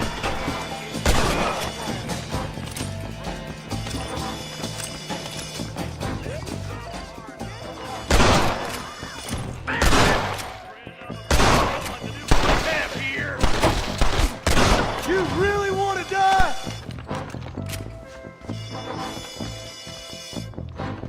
Ain't you a pretty little thing? As soon as you can, make a run for the shed. Keep your head down. Come on, you coward! Make a break for the shed when the coast is clear. There'll be a deputy waiting for you. Thank you. They said they were gonna kill us all. Looks all clear, fellas. Let's check up on the farmers.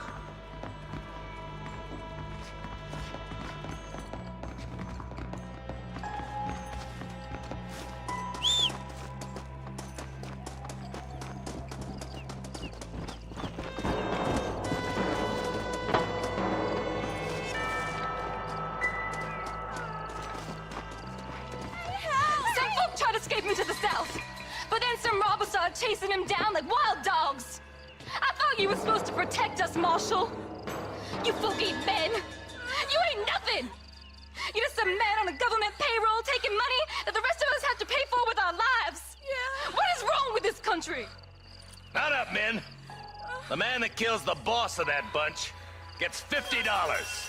It ain't about the money, Marshal. These are people's lives. People's homes. Let's go! Get on your horse, boy! Follow me! We can still get... Yeah!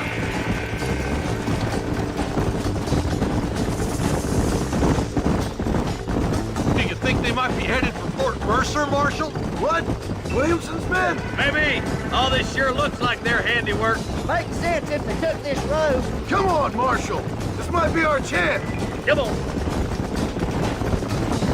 What's your beef with Williamson anyway, Arthur? Let's just say he's the currency in a complicated transaction. What the hell you talking about? Some people I have the displeasure of knowing want him dead. Why does that involve you? We used to run in a gang together. It was once like family. If this is how you treat your family, I'd hate to see what you do to your enemies. That was a lifetime ago. And bearing in mind, he's left me for dead the last 2 times I've seen him. I'm about figuring we've moved past the family part. That somebody on the cliff? You just walk away now, John. I didn't kill you before, but I sure as shit will now. Get yourself down here, Bill. You know you ain't man enough to stop me. You know I don't want to kill you, but I will. You always did have a high opinion of yourself, John. Dutch always said you were an arrogant son of a bitch. I guess he was about right. Get him, boys! Everybody, take cover! In that shed!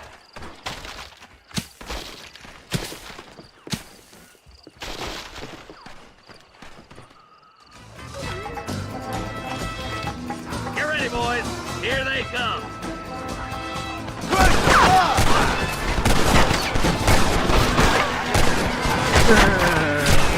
Nobody leaves this shack! Drop your guns and walk away! ये भी अच्छा कर रहे हैं।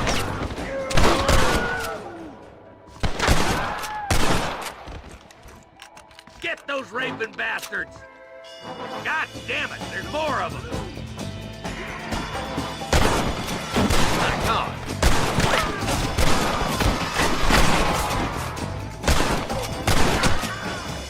Kill those rapists! Time to pop!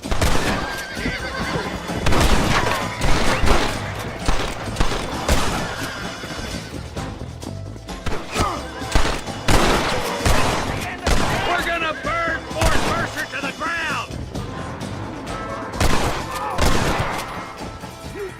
I've given you enough chances to walk away! Hey, look what I got here. There's something that you're still breathing. Come here, boy. Come on, Bessie, give. Oh. Norman Deek.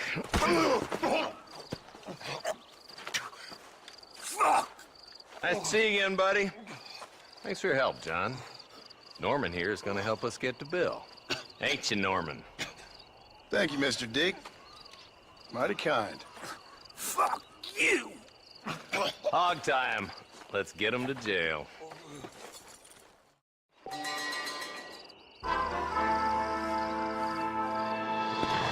Let's go!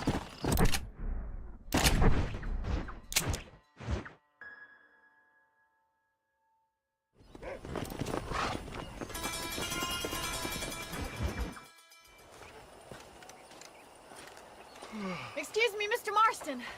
Have you seen my father anywhere? No. He went out this morning to ride the land and was supposed to be back hours ago. I don't know. The ranch hands have been out looking, but so far they found nothing. Well, come on, let's go look for him. Thank you, Mr. Marston. I'm sure it's nothing, but I worry about the old fool. Come on! I've got a bad feeling about this. It's not like him to be away for so long. Don't worry, we'll find him. He's not as young as he used to be. What if he's hurt himself? Your father can still handle himself just fine, Miss McFarland. He's built like an oak. You're probably right, but I can't help worrying. He's all I've got. Don't you have any brothers or sisters, Miss McFarland? I had 6 brothers, but 5 of them died, either from sickness or foolish choices. And the other one? He left for the East and never came back. Must be getting on for 10 years ago now. He's a high and mighty banker in New York, according to his last letter. He should be here, helping you and your pa. I don't want his help.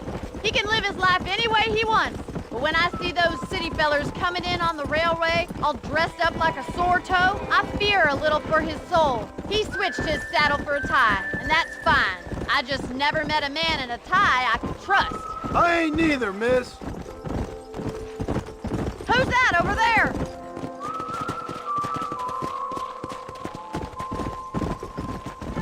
Yeah!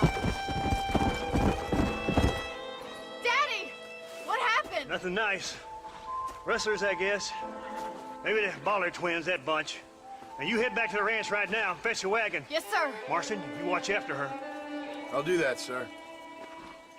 Giddy up! Yeah. Idiot! What could have happened to those poor men? And their horses were dead, too.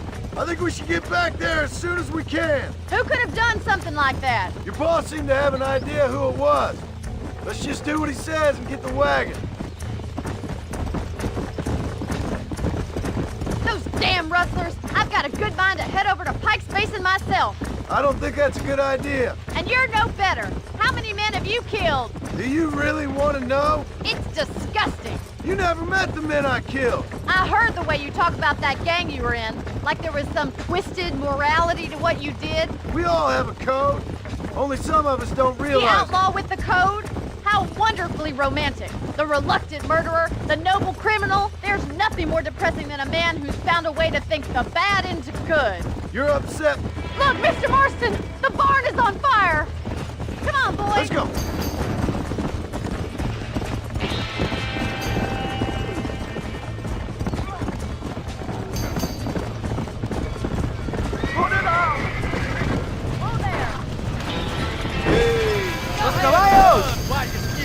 We can't get through the doors. It's too dangerous. This ain't working! Mr. Marston, please, see if you can get in through the lock.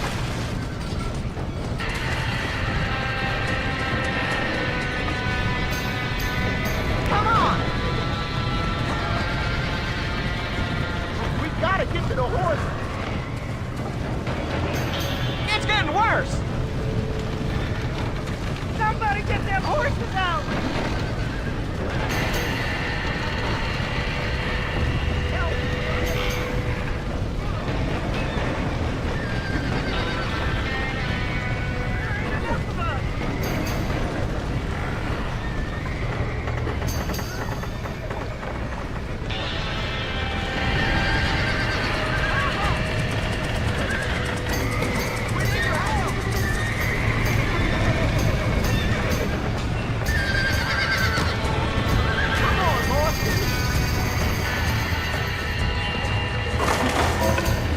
Well done! Now let's save the horses!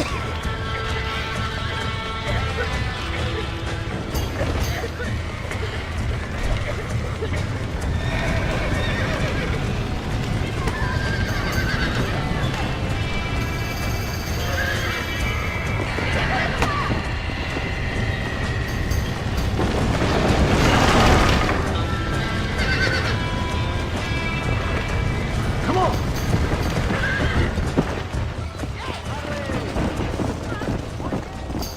Whoa there.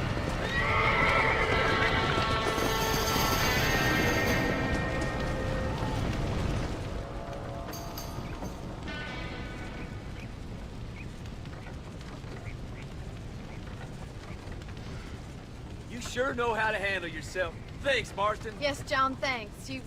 Well, you saved the ranch. If you'll excuse me, I've got chores to attend to. Hey, hold on a second over there. Sincerely, John. Thank you. Well, did all I could, Miss McFarland. Sorry about all the damage. That gang seems to really want you out of here. Yeah, well, my father fought Indians. I scarcely think we're gonna be frightened by some white trash. White trash can be pretty frightening. Well, they don't frighten me. Good. John, my family owes you a great debt. I think you got enough debt. You saved my life. All I ask of you is this. If I get back home and get my farm started back up, you'll sell me some cattle. I prefer doing business with people I know. Of course, Mr. Marston. It'd be my pleasure. Well, you get some rest. I've got to go see how my father's bearing up.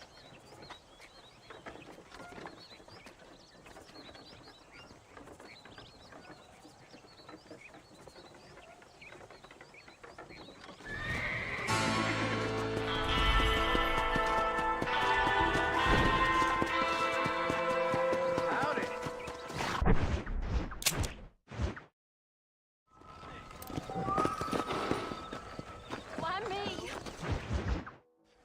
I don't have a clue. All right, but it's got to be something to do with that government boy. We'll talk to him, find out what he knows. Fucking is. Where is she, Marston? Who? Who? My daughter, you fucking scum. Where's Bonnie? I don't know. I haven't seen her since after the fire.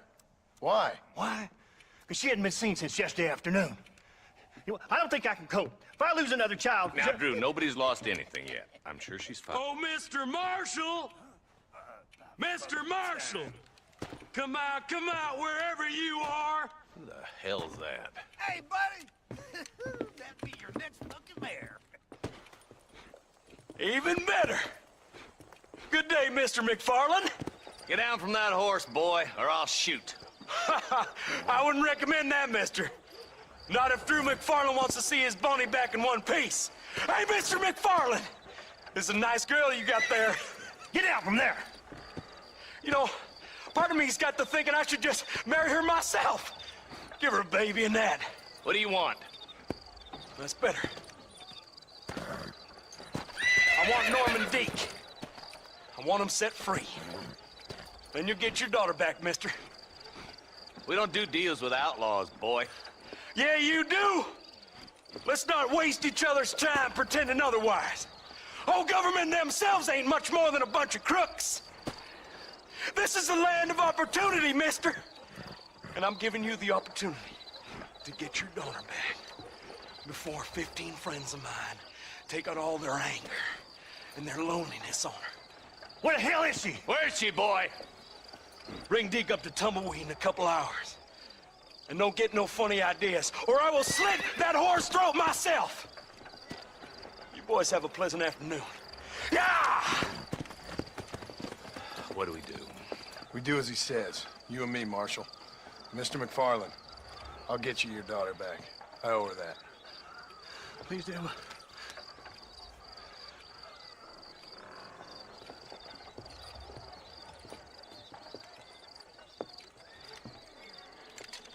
I'll teach you some respect for the law.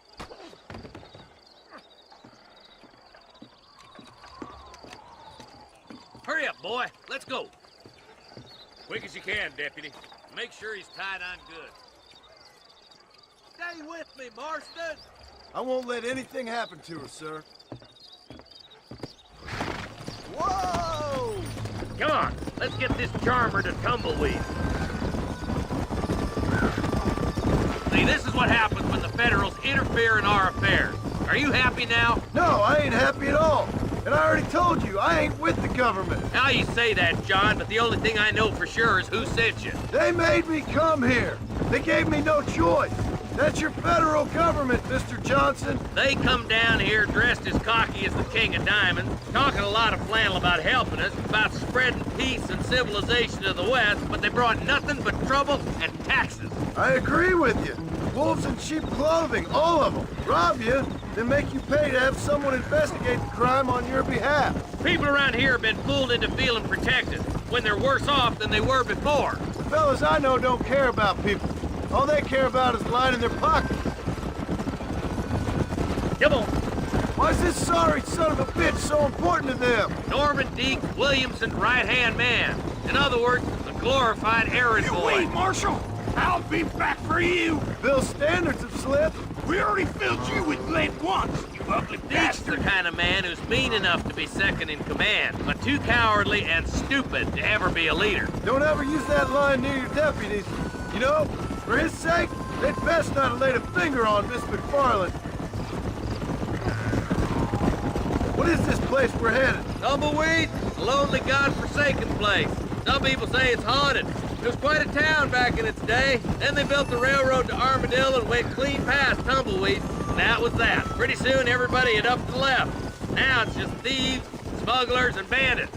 Scum like Deke here. Oh, popular spot for lynchings, too. Let's try to avoid that if we can, Marshal. If. I just hope you're not taking advantage of the McFarlands, Marston. They saved my life. Gave me food and bed when they had no idea who I was. I owe them more than I can ever repay. That's just they've been through a lot. Well, they're both vulnerable, different ways. I wouldn't have been running in and out of a burning barn to save their horses otherwise. I know you helped, just like you helped me. But you got your reasons for doing it. It's no secret why I'm here, Marshal. I told you the very first time I walked into your office. I trust you. It's just all this business with Blackwater and Williamson and the past. I don't know. Sometimes it's hard not to have doubt. I understand. I never planned to be in the lawman business neither. How is this mess supposed to turn out? Sending an outlaw to do the work of a lawman. That's madness. Ain't much difference between the two, as far as I can tell. There have to be rules, Marston. Even you must understand that. It's easy to make up rules, but they ain't much use if people don't understand why. Like my son, if I tell him not to do something, he'll do it anyways, just to spite me. If I punish him, he resents me for it. But if I show him why it's wrong, at least he has reason not to do it again. That's nonsense. Without laws, we're nothing more than animals. Just look at Deke here. Go to hell! Man has worked hard at civilization. Your boy steps out of line, you whack him. He does it again, whack him harder. You're a good man, Marshal, and I respect what you're trying to do. From what I've seen since I've arrived here, the law ain't really working. Criminals are like weeds, Marston. Quick as you stomp one out, another one sprouts up in its place. It's the nature of places. You know that as well as I do. The problem with laws is everybody ain't the same. Why should a bunch of rich university boys in the East... You think you're a man, do you?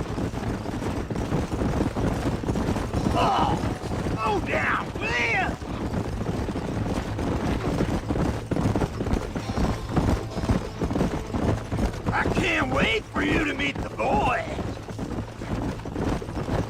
Tumbleweeds across the bridge. Yeah.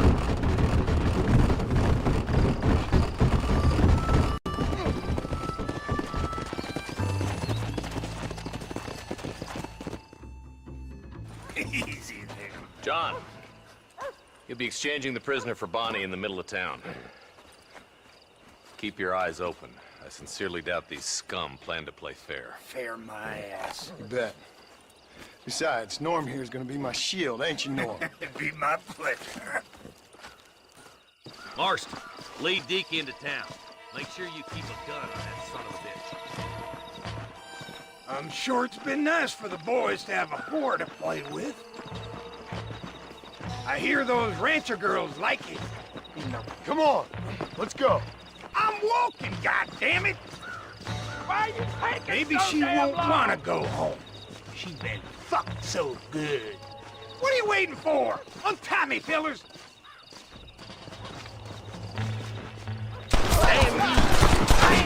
Stop doing that! Cover, boys! John, you gotta get the body before they kill him.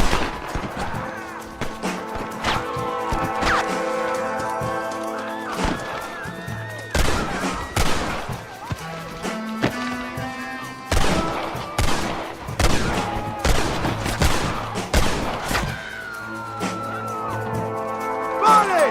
Where are you? That's enough, my friend! Where is she, you bastard?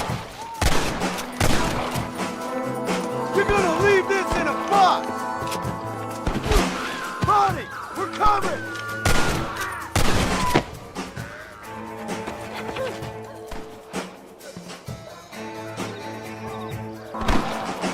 This is getting intense!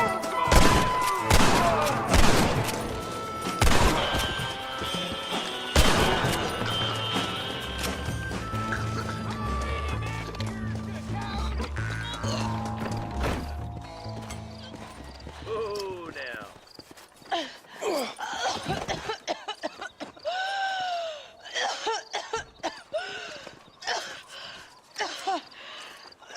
Bonnie, are you okay? I'm fine now, Mr. Marston. Thank you. Thank you. What the hell took you so long, you stupid man? Well, you weren't exactly helping me. If you think I'm gonna lower myself by making a joke about being all tied up, you got another thing coming. Come on.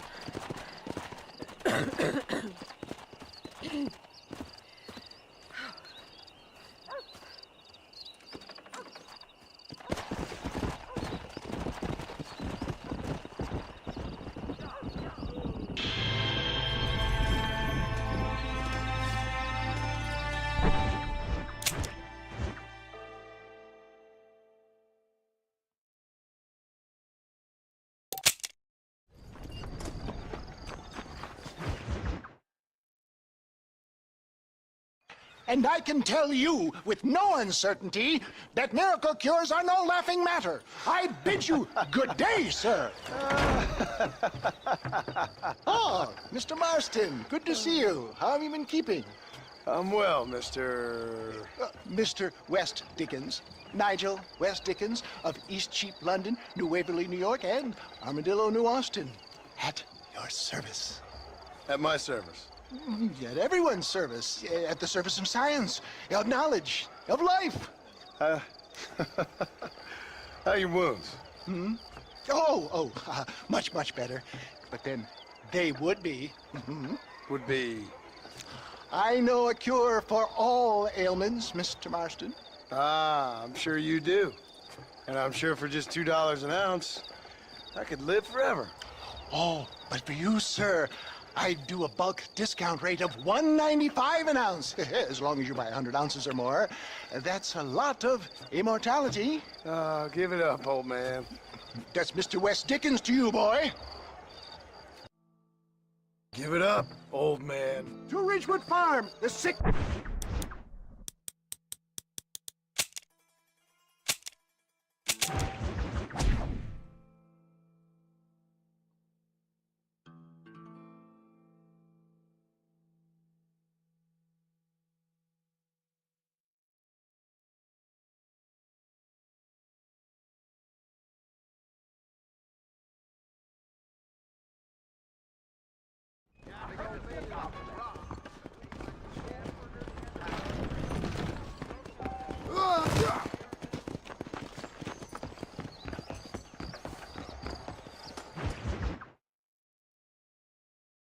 And I can tell you with no uncertainty that miracle cures are no laughing matter. I bid you good day, sir.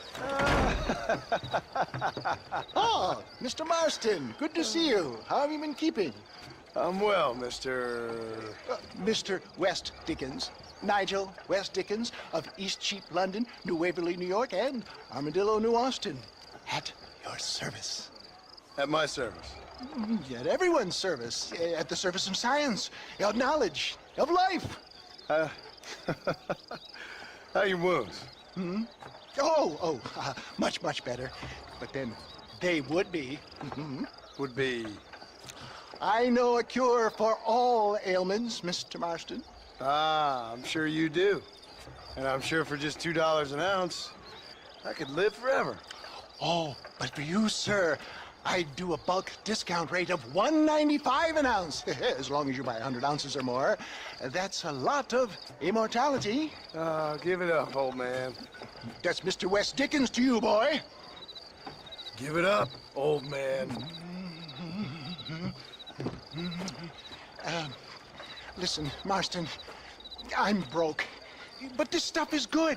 It works. I need a healthy young man like you. Come along, let's ride over to my newest customer at Ridgewood, and I'll explain while we go. Okay. Head for Ridgewood Farm, John, and hurry. There are people there in dire need of my tonic.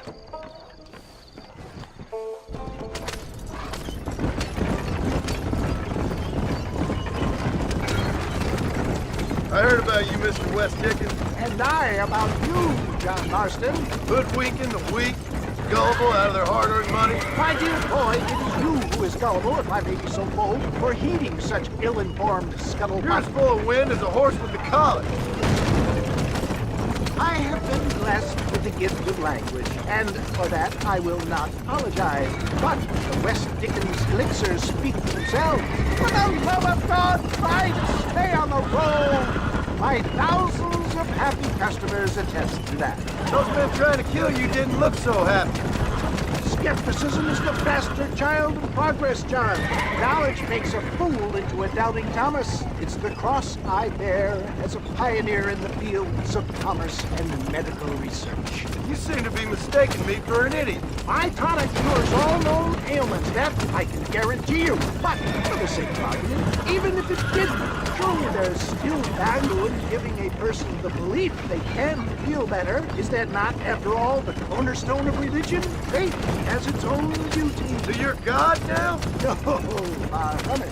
We live in progressive times, John. The spirit of free enterprise must be embraced. Except it's not free. And you put a price on solace, on peace of mind? I sell hope, John. I sell dreams.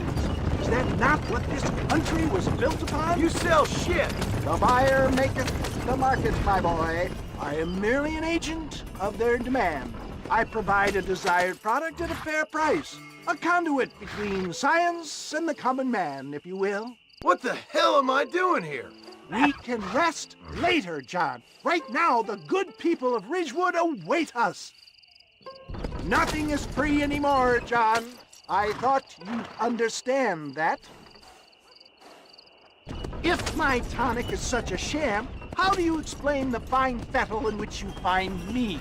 Last time you saw me, I was knocking at death's door. You should thank the doctor for that.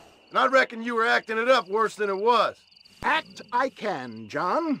A more convincing Othello there has never been. Come on, we haven't got time to stop, my dear boy. And so shall you, a fair Iago or Cassio mate. I don't like the sound of this. Showmanship, John. The flourish, the bow. We are operating in a competitive marketplace. Our product must stand out. And how does this involve me? We're going to use your God-given talents to our advantage. I'm really starting to regret this. I'll drop you off at the outskirts of Ridgewood. That way, it won't look like we came together. Once I'm set up, saunter nonchalantly into the crowd that is sure to be forming. Eventually, I will call you up to try my tonic. After extolling the virtues, I will have you perform a few feats of wonder to amaze and impress the paying public. Come on, we must not delay. Onward to Ridgewood! Such as? Oh, nothing out of the ordinary for a man in your line of work, I assure you. So it is all a sham? No, just a little innocent ballyhoo to grease the wheels of enterprise, that's all. Do you think that buxom young girl you see on the Boyatch camera posters knows the first thing about photography? Advertising, my boy, is the future. You'd best be a man of your word. You hop out here, John. Follow me in on foot.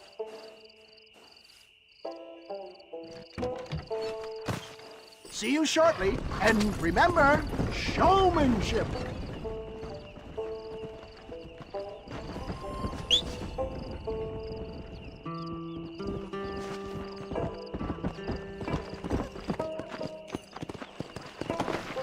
Come on.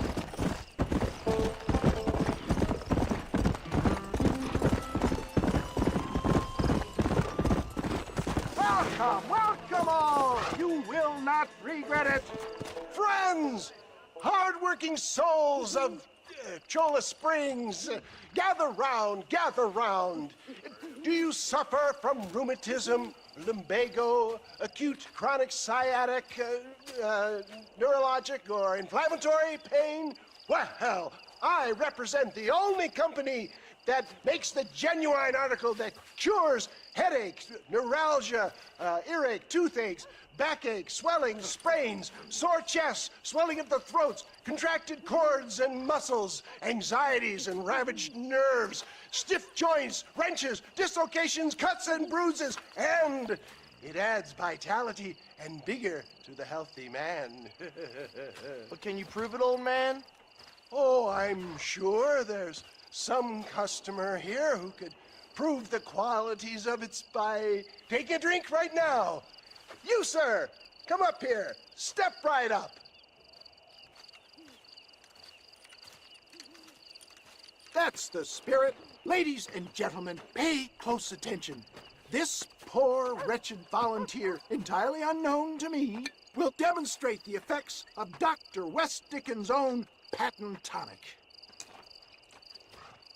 Be you a cowpoke or athlete, this miraculous elixir developed with the wisdom of the East keeps the muscles supple and relaxes the cords. It loosens the joints and gives a feeling of youth and vigor to the whole system. Not possible, I hear you say. Well, doubt no longer. Faith can move mountains, but I ask not for faith. I am a man of science, and today science will be vindicated. Your eyesight has greatly improved. Is that not so, friend? If you say so. That's right, it is. You heard him. What a good sport you are, sir. Now, gaze over yonder at that porch.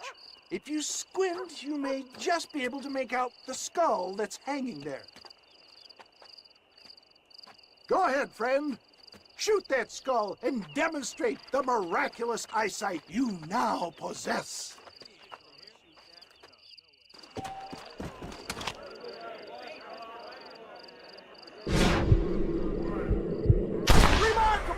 The eyesight of an eagle, granted by imbibing Dr. West Dickens' own patent tonic.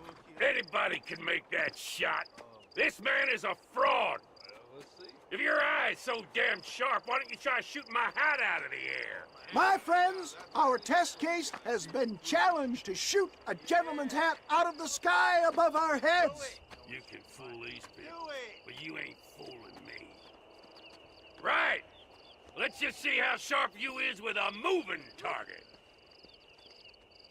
Get ready. He's about to throw it.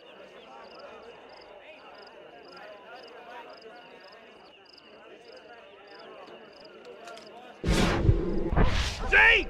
That tonic is a...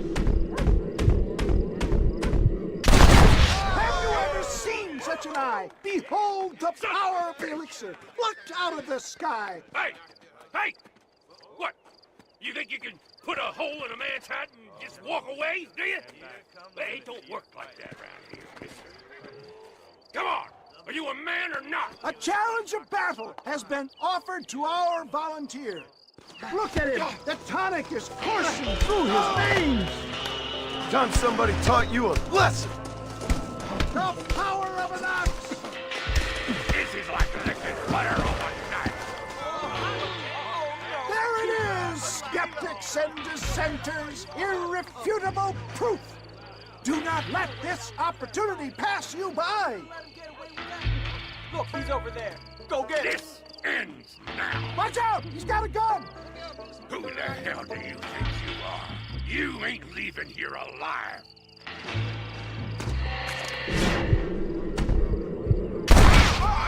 Marvelous shot, dear boy!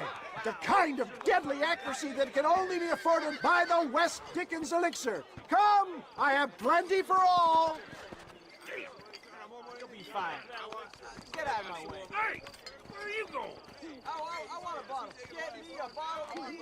One of them right here. No harm in trying one bottle, I suppose. Well, I think that went kind of well, don't you?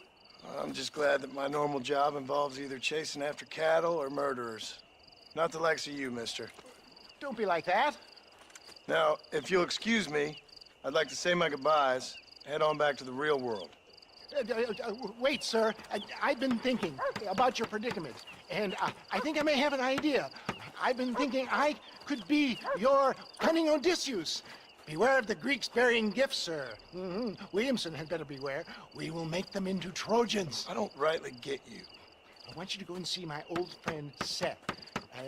He can come across as a little curious, but I'm sure you two will get on. He's most often found at Coots Chapel. He's very devout. Why see him?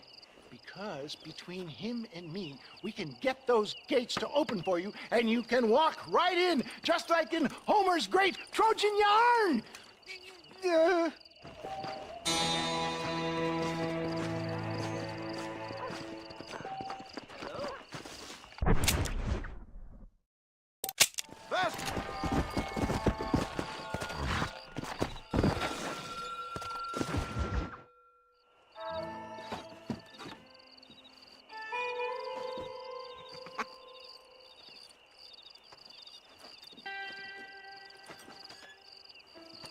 Excuse me, are you Seth? Who are you? I'm a friend of Mr. West Dickens. My name's Marston. John Marston. Goodbye, John Marston. It's been a great pleasure. I need your help, Seth. We need your help. Me and Mr. West Dickens. Let me be frank for 1 second, partner. I hate people. It was people who got me in this mess in the first place. What mess? Look at me. Look, scrambling around, looking for maps, half insane. I ain't washed in 6 months. My hair falling out, my mind's going. What happened? What happened? My partner. He stole half my map. I never would have done that to him. Never. Look at me. Who did this to you? My partner. My boy, my man. Moses Ford. I don't have the facility to tell you what I would have done for that man. And what I would do to him now. Why? Because he stole half my goddamn map. And what map's that, then? The map, partner. The map that tells me where it is. Where what is, friend? I ain't telling you that. I ain't. Don't make me tell, partner. It's mine. It's mine, all mine. Sure. And where's this Moses now?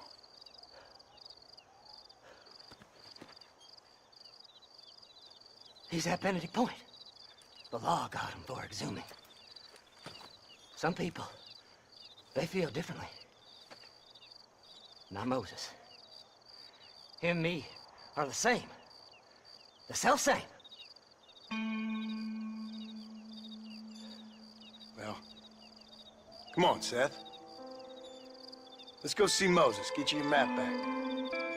Then maybe you'll help me.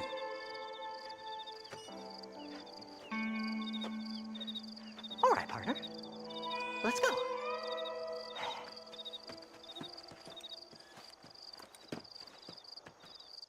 Horses are over here!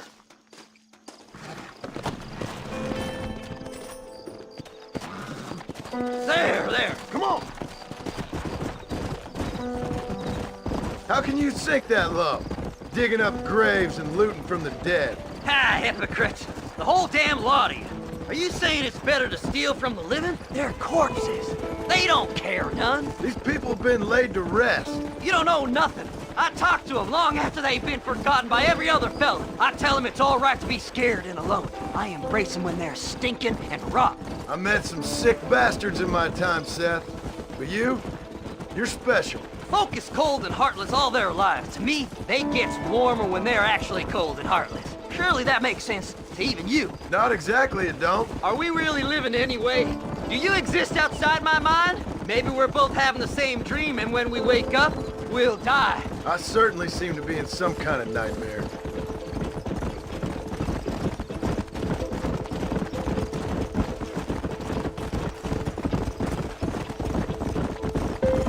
Have you looked in the cave, Seth? It's very dark. What'd you say? I didn't say nothing. I just heard you say something. You're a crazy man. You should get that head looked at. Seth, I need someone who can get a wagon inside Fort Mercer. I was told you could help me, but I'm not sure you even know what day it is. I don't. I can't even tell you what year it is. I knew this was a waste of time. So, you want to go after Bill Williamson, do you? You know Bill? Oh, yes. I met Williamson and Deke, all them boys. Sometimes they call me on when they get some special job needs doing. I got a reputation as a man who'll do things most other fellers won't. Now, that I can believe. I reckon you can get in there, no bother. Assuming you help me find this map, that is. Fly! Fly!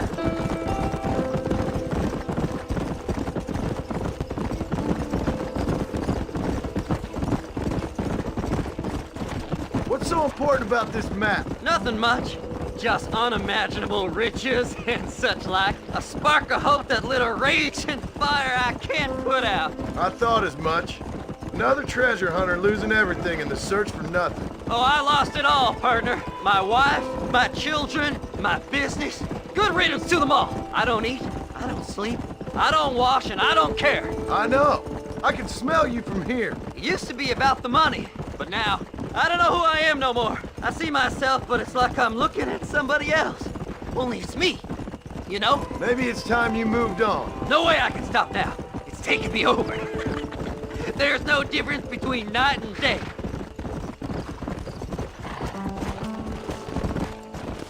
All right, this is it. Let's stop here a moment and come up with a plan.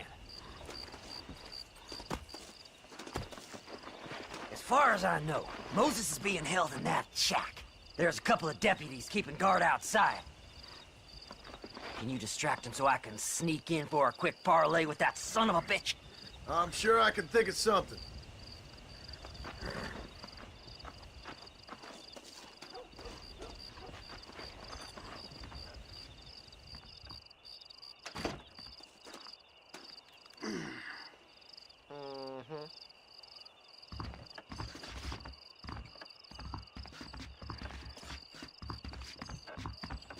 Lead them away from the shack and out of sight.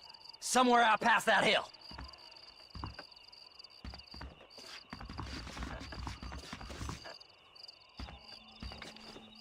This is one god-awful assassin.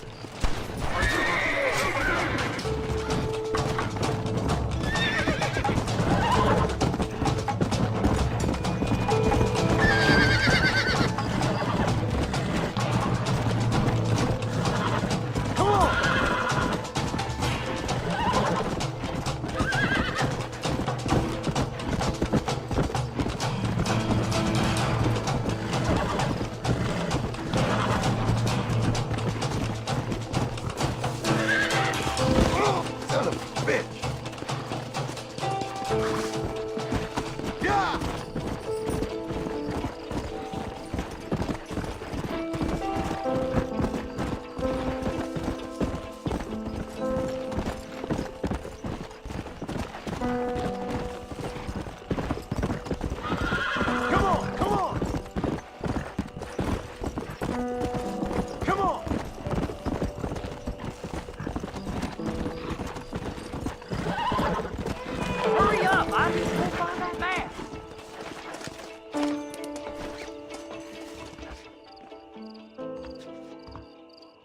Good job getting rid of them clowns. Now keep an eye out in case they come back. Moses? Oh, Moses! You got a visitor! Oh my God, Seth. They arrested me. It weren't my fault. Ah! Get the hell away from me! Get that slippery bastard! I need him alive, though! This ain't none of your business!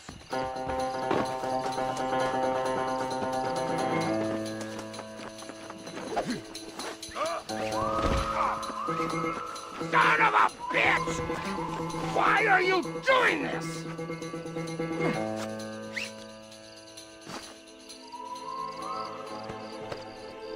Seth would sell his own mother!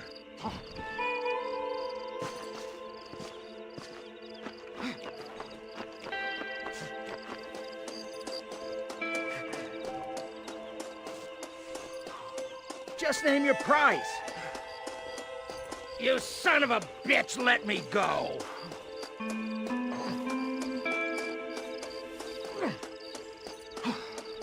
Who do you think you are, mister? It's mine now. You hear me, Moses? Mine. Mine. Moses, you son of a bitch! Where's my damn map? Damn you, Seth! Damn you, Seth! You've always been a twisty little freak. I ain't telling you shit. Ah! Then I'm gonna cut you up piece by piece. Till you find your tongue. Friend, this man's gone crazy in the sun. I suggest you take my advice and start talking. Shut up, Marston! I want to cut into a bona fide man's flesh. Ain't never cut into a live one before. Odd Fellow's Rest. It's in Odd Fellow's Rest. Get away from me once and for all. Well, ain't that a damn shame? I was starting to enjoy myself. I think you gone pissed yourself, Moses. Those deputies went and put a bounty on your head. Best we clear it now. Don't need the law on our backs. I don't have no money, but I got me a pardon letter. Here, take it. You earned it for helping me with the Moses. Come on. We can pay it off in the telegraph office. Best we deal with this now, mister.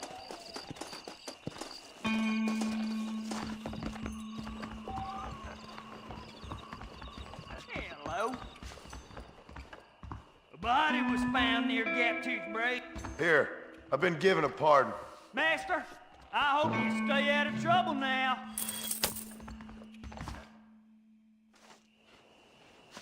So, mister, thanks for your help. Don't worry yourself with thanks, Seth. Just help me when I come asking. No problem, mister.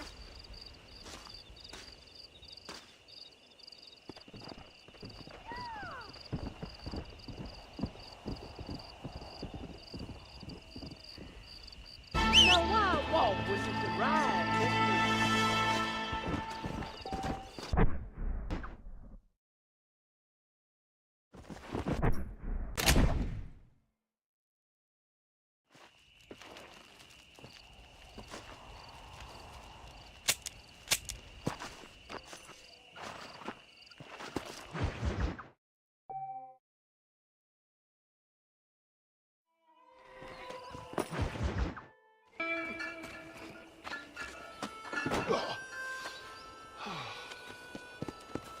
Oh, Mr. Marston. How are you, sir? I'm all right. I met up with your friend, Seth. Oh, Seth of the Dead. Yes, interesting fellow. You don't meet many men these days with the moral fortitude to cut straight to the chase like that, do you? Thankfully not, Mr. West Dickens. Yes, contemporary society is remarkably harsh on professional exhumers. But did you know that in ancient Egypt, it was an art form valued more highly than literature? I believe Seth comes from that school of thought. How very interesting. Look, you thought any more about our plan? Ah, your plan, dear boy, your plan. I am merely the help, not mercifully the arbiter of wisdom. What you are, dear boy, is the man whose life I've saved twice now. A man who sells lies and deceit to unwitting people. A man who, if he doesn't help me, I won't think twice about putting a bullet through his skull, feeding to the vultures myself. You see, Mr. Marston, you have the exterior of a violent man, but the soul of an angel, and that is what I think I cherish most about you. That's what I thought. But before we can attend to your particular problems, we need some extra lubricant to oil the machinery of business. And this being America, that lubricant with which we concern ourselves is money. Money? What are you talking about? Oh, we need weapons. Armor plate for the wagon, extra hands, and I need some danger money. So, let's sell some more of these cures. Sell cures? Around here? Do you want to see me lynched? Oh, no, the sport of kings. Racing, my friend, the sport of kings. A noble activity without reproach. Exactly the kind of activity where a lying, cheating degenerate like myself can prosper. But come, let's finish the loading and we'll discuss it as we drive.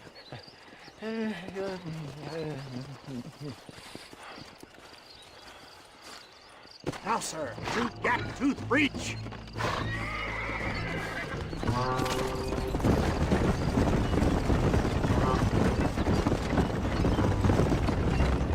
Seth is an interesting fellow, is he not? I wouldn't say interesting, more deeply disturbed. I can see why you two get along. I see the good in everybody, John. It's a flaw of mine. I have a soft spot for life's flotsam and jetsam. Connection with them more like. You and Seth have a lot in common. You both rob people for one. Mind you, at least he waits until they're dead. Oh, my dear boy. Nobody is more critical of drinkers than a drunk who's mended his ways. What are you talking about? Come on now, John. I've heard about you. You spent your life robbing people. It's a little inappropriate to be taking the moral high ground now. I had the courtesy to put a gun in their face. Whatever helps you sleep easily at night. We stole from those who had too much. Tried to give to those who had too little. A Robin Hood with spurs. Oh, romantic. You expect me to believe that poppycock? Maybe I'll have the good fortune to be able to leave my nefarious life behind one day and work on the government's dime. Don't talk about things you don't understand. Dear, oh dear, simmer down, my boy. You need to start appreciating your friends more. Folks around here don't see you as any different from Bill Williamson. I didn't think I'd have to huckster snake oil and dig up the dead, that's all. Take it from me, John. Collaboration is the key to success. I can help you. Seth can help you. It's business. Nothing more, nothing less. There's no need to make it quite so personal. Suits me.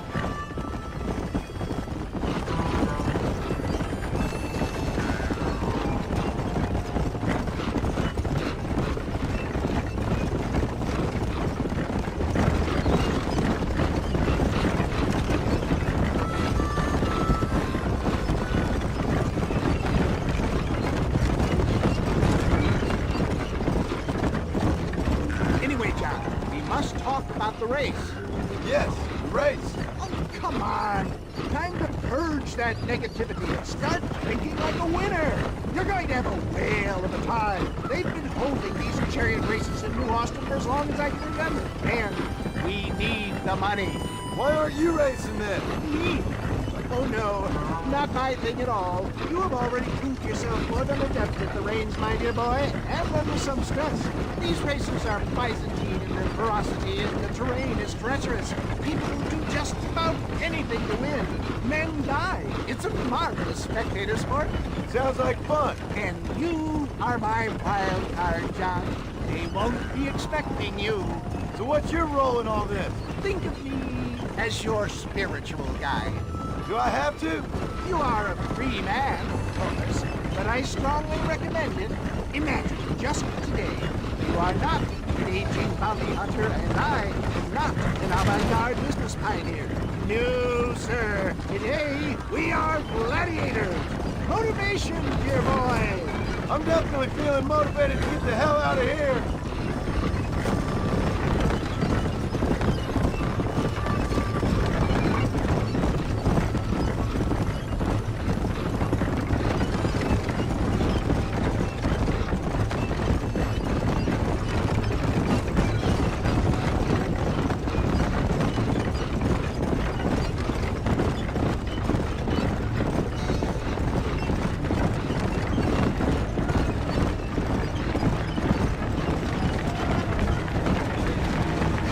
Here we are, John. Gap Tooth Breach.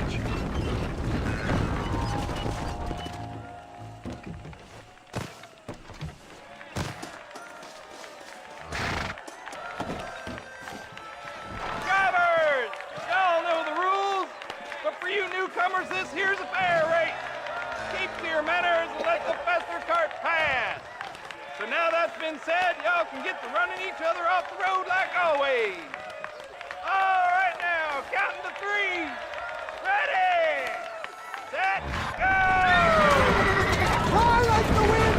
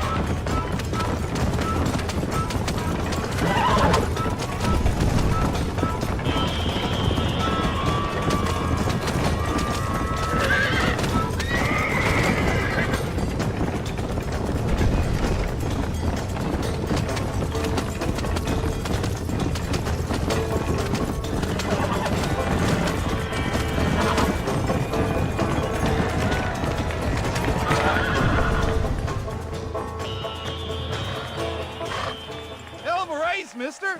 I'll take care of this cart for Mr. West Dickens. Come on, John. I suggest we beat a hasty retreat.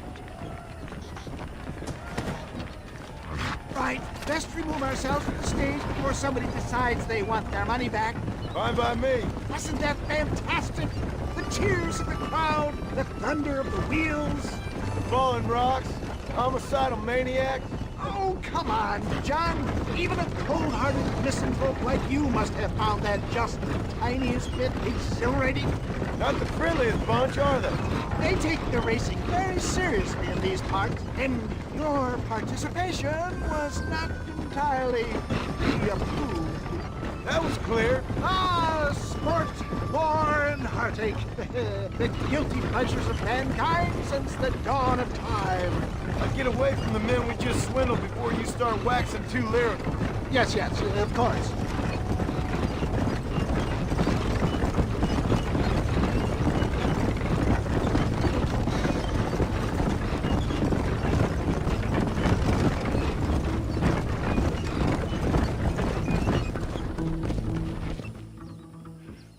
done, sir. Well done. Having you as a ringer has netted us a fine profit. We seem to be wasting time, old man. Oh, patience, my friend. The Trojan horse cannot run before it can walk, if you'll forgive the metaphor. Next, we need to procure some grand and overwhelming firepower. And for that, you need to contact an old friend of mine. Goes by the name of Irish. Irish? Yes, he's an interesting kind of fellow. He usually can be found in Armadillo or some other town around here on some bacchanalian revel or such. Great. An alcoholic arms dealer. What could be better?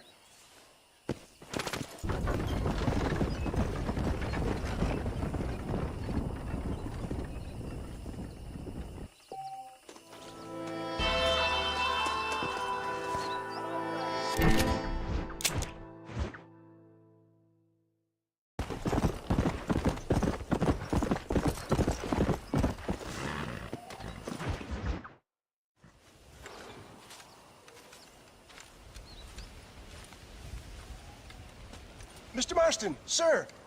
John Marston. Mr. Marston, don't be so childish. Come on, sir, I implore you.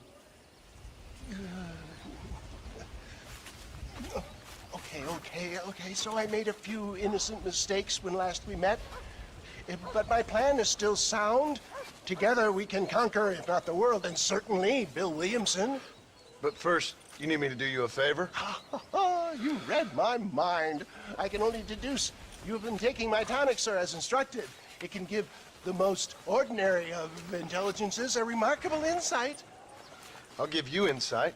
I'll show you what your guts look like. Please, sir, this show of petulance is nothing short of embarrassing. Think for a moment, sir. Think. I'm thinking about how much of my time you're wasting. Sir, I am about to do something which I greatly discourage in all wise and rational men. A selfless act for you. But, sir, before I act selflessly, allow me to act selfishly and sell some of my wares. Fair enough. Oh, good, sir. Come, and let's go visit some of our fine friends in the other oil business we have here in Plainview. These men need all the help they can get.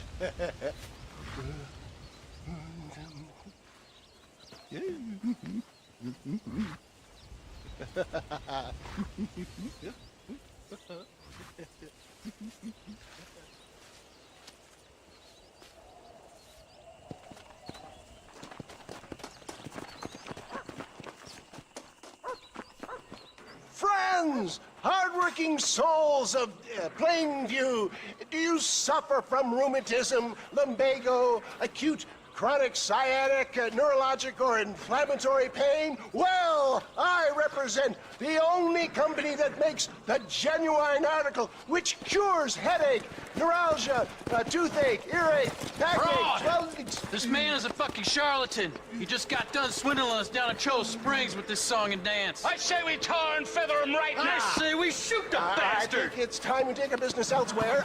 I apologize if science is not your forte. Good day, one and all.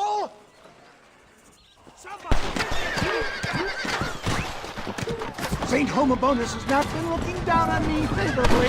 Who? Homobonus, the patron saint businessman. I'd say he's giving you your just desserts. Poppycock! Those inmates were clearly informed of my refund policy. You can only shit on people for so long before they decide it's their turn to pull down the pants. A crude metaphor in every sense of the word, my dear boy. You leave the business to me. Do I try to tell you how to rob banks? Robbing banks felt more honest than this. Well, Sean, respect science! Fine shot, my boy!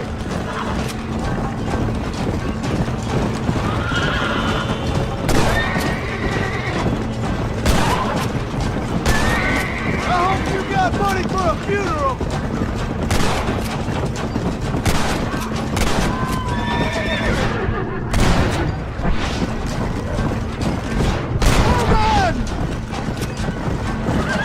Sure is funny. Came along when you did. Lucky for who?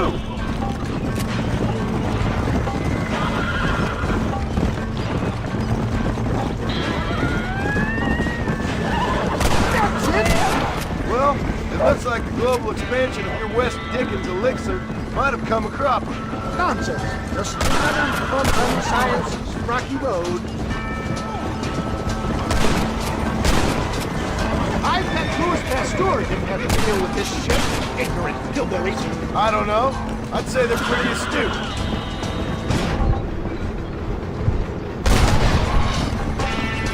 Oh my good God! They blocked the road!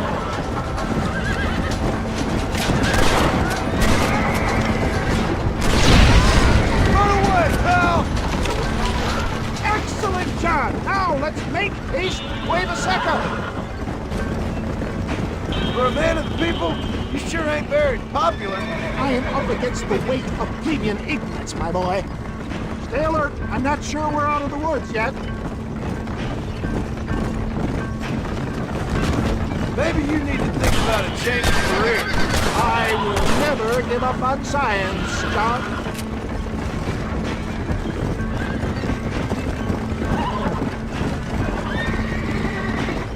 How can these people harbor such bitterness? Well, I ain't surprised. That tonic I drank at Ridgewood went through me like a dope. Just walk away!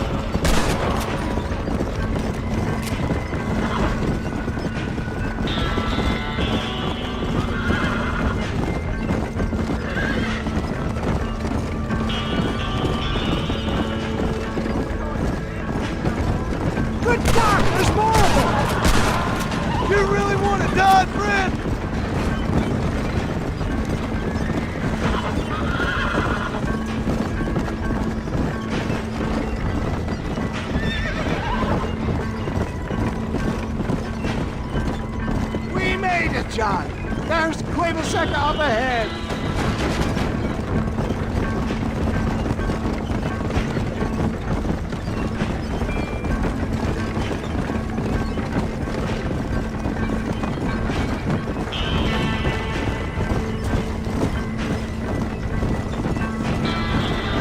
Well, that was a little hurry. Thank you, my dear boy. You saved the day again.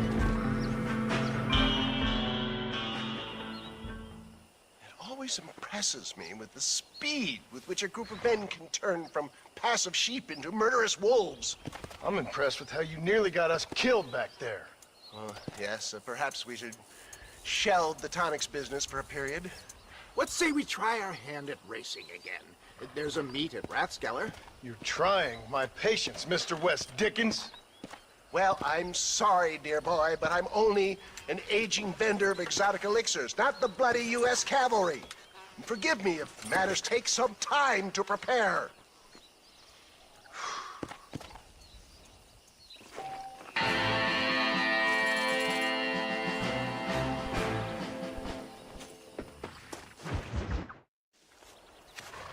Mr. West Dickens!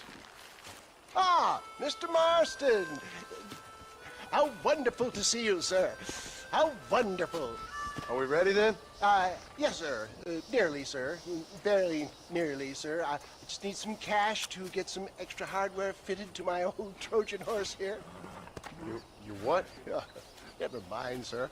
I can only presume that you have not enjoyed the benefits of a classical education, so I will not take umbrage if some of my illusions sail over your head, sir. I won't pretend to understand you, but I will endeavor to make you understand me. Either we do this right now, or I put a bullet in you and get on with my day.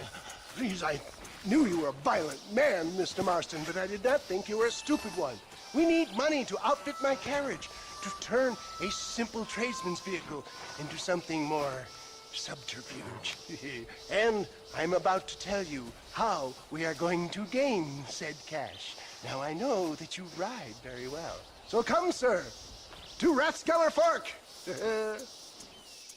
Let's go, my dear boy. I'll show you the way. Go.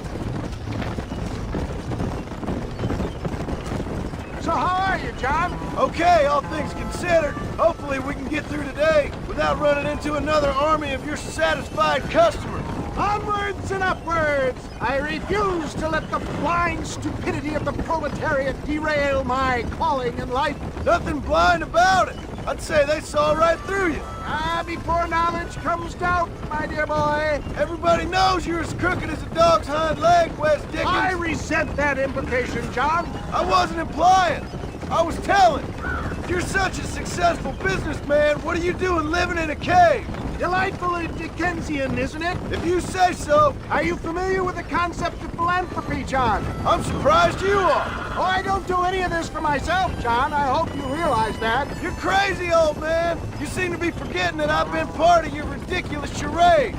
It's been quite a ride, John, hasn't it? We haven't gone that far. No, I mean us. Ridgewood Farm, Gaptooth Creek, Plainview. We make quite a team, you and me. Brains and brawn. We should consider a more permanent partnership. This partnership ends as soon as I have Bill Williamson. I appreciate your help, but I've just about had it with all your schemes.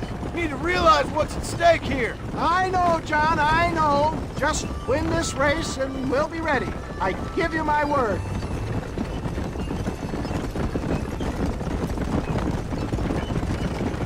There it is, John. Rathskeller Fork.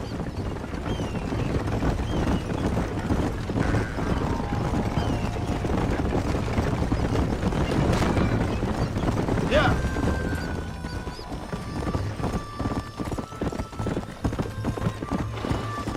Hey. Can't beat a good horse race. Gentlemen, this will be a fair race. No shooting, stabbing, cliff pushing, rock throwing, cactus grinding, neck lassoing, setting fires, or other acts that causes a rider to unfairly lose his weight, or bleed heavily, or black out. Get yourselves ready. Set, go! Let's go.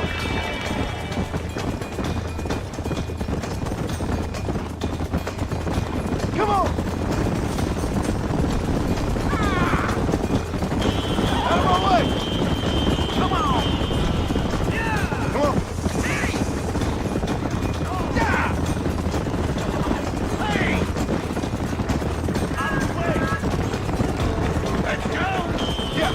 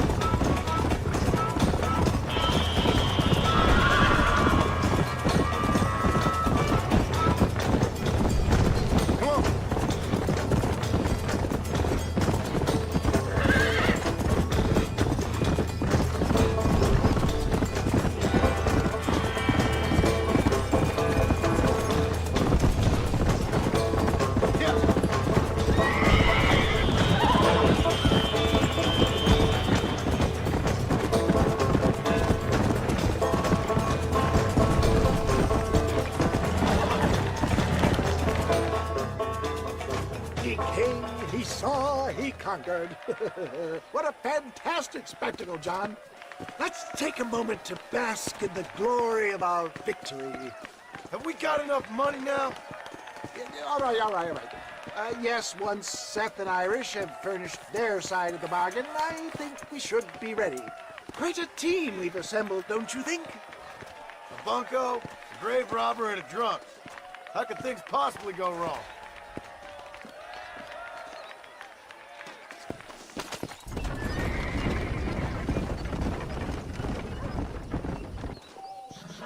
Why, hello.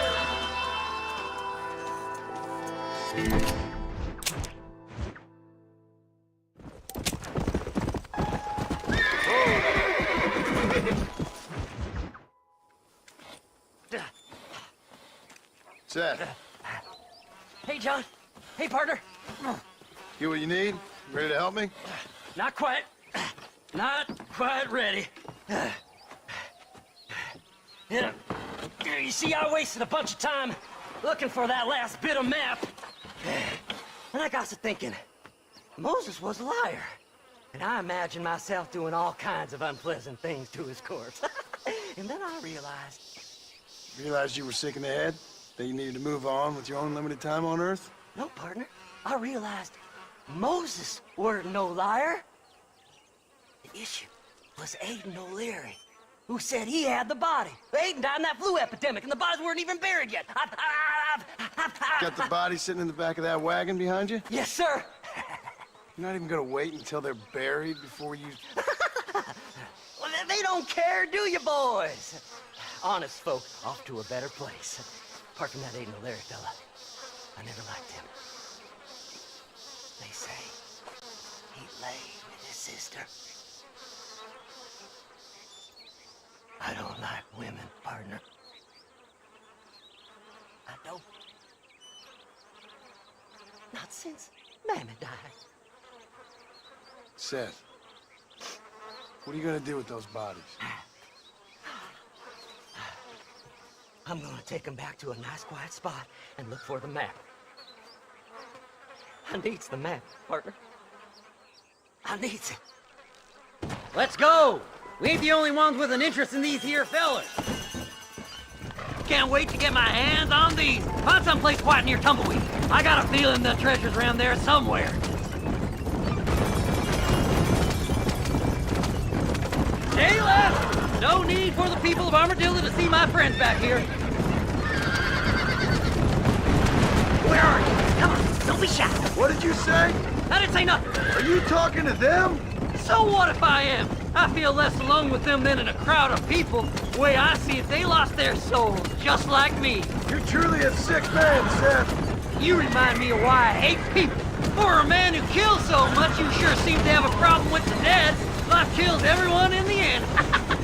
They ain't so different from you and me. Aside from them being dead and rotting, I guess they ain't. All right, Seth. Calm down. You talk to the corpses and I'll drive the wagon. Oh my! It's them damn treasure hunters! Try and outrun them, partner! Fast as you can, partner! I'll search these bodies as we go! Will you be my friends? There's some bullets on this one! Better than a poke in the eye! So, I guess this is goodbye. Are you hiding something from Seth? Oh, you naughty little boy! Hey, you handsome feller. Idiots! We need those bodies! Woo! A bottle of elixir. Thank you, my friend. Come on now. Play nice, my lovely. This won't take long. Head left at this turn. Who's got a kiss for Seth? No need for money where you're going, friend. Thanks, partner. Be seeing you very soon. Go left up here. I got a beat on it. These bullets burn. Let's go, boy.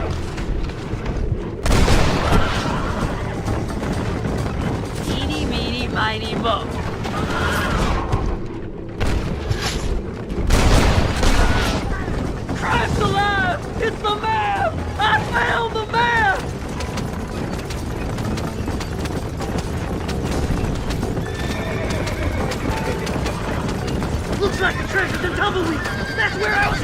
It's fate.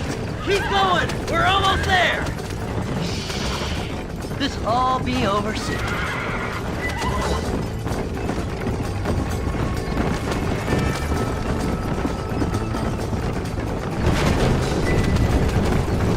Finally! Months of searching! I'm gonna be rich beyond my wildest dreams! Maybe then you can take a bath. Thanks, mister. I reckon I'll sit here a while trying to figure this out. I'm gonna be rich. When you're done with that, get over to Fort Mercer. I need you inside that place. After I find my treasure, mister.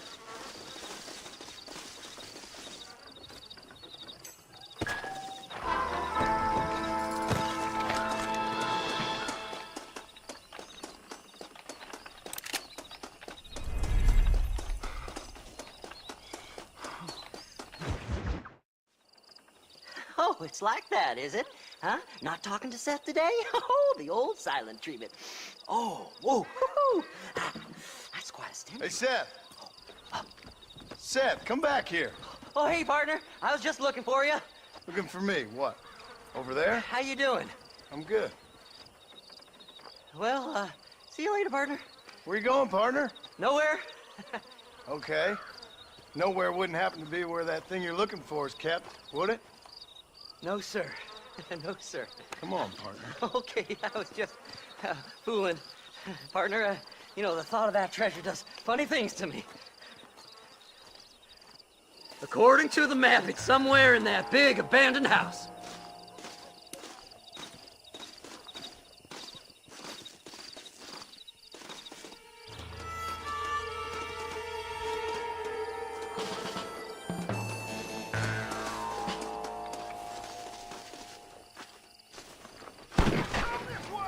It's an ambush!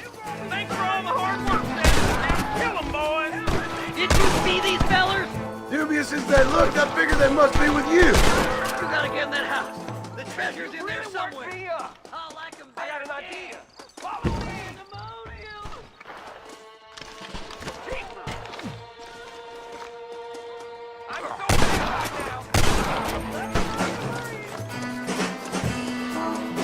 Sneaky son of a bitch. Come on! Why don't you go get some friends? Even this up a bit. Getting all excited about this thing.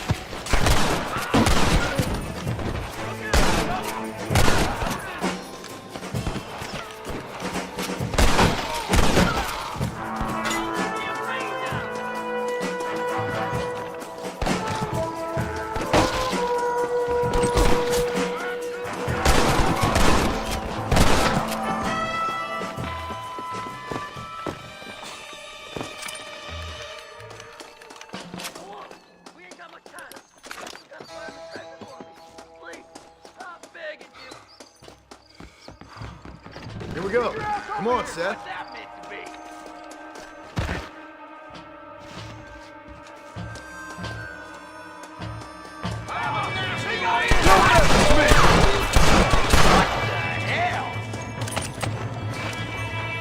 Don't think you'll be wanting this no more, friend.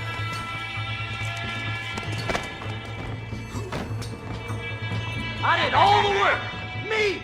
Kill them all, mister. You can't kill us all! You're just about dead. You jumping! That's it, partner. You'll never find it. Think you're with 'em, mister? You ain't getting it all the way.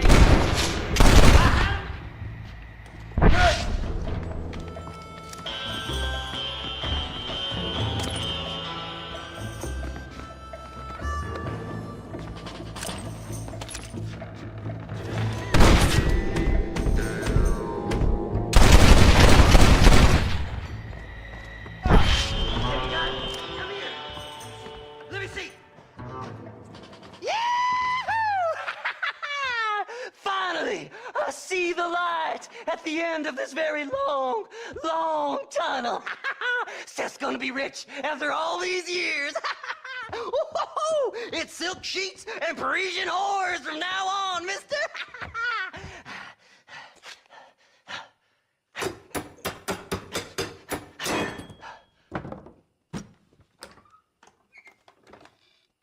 What the goddamn hell is this? A glass eye? I'm sure whoever that belonged to treasured it very much. Stupid liars. Those stupid chicken shit maps. Making a damn fool of me. A glass eye! It's a glass eye! Stop with the tears and help me with Williamson's gang. And you can come up with another excuse to go exhume one of your old friends.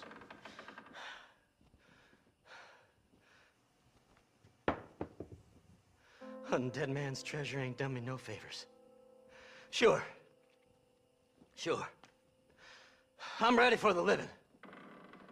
I'll see you and Mr. West Dickens over at Fort Mercer when you gentlemen is ready.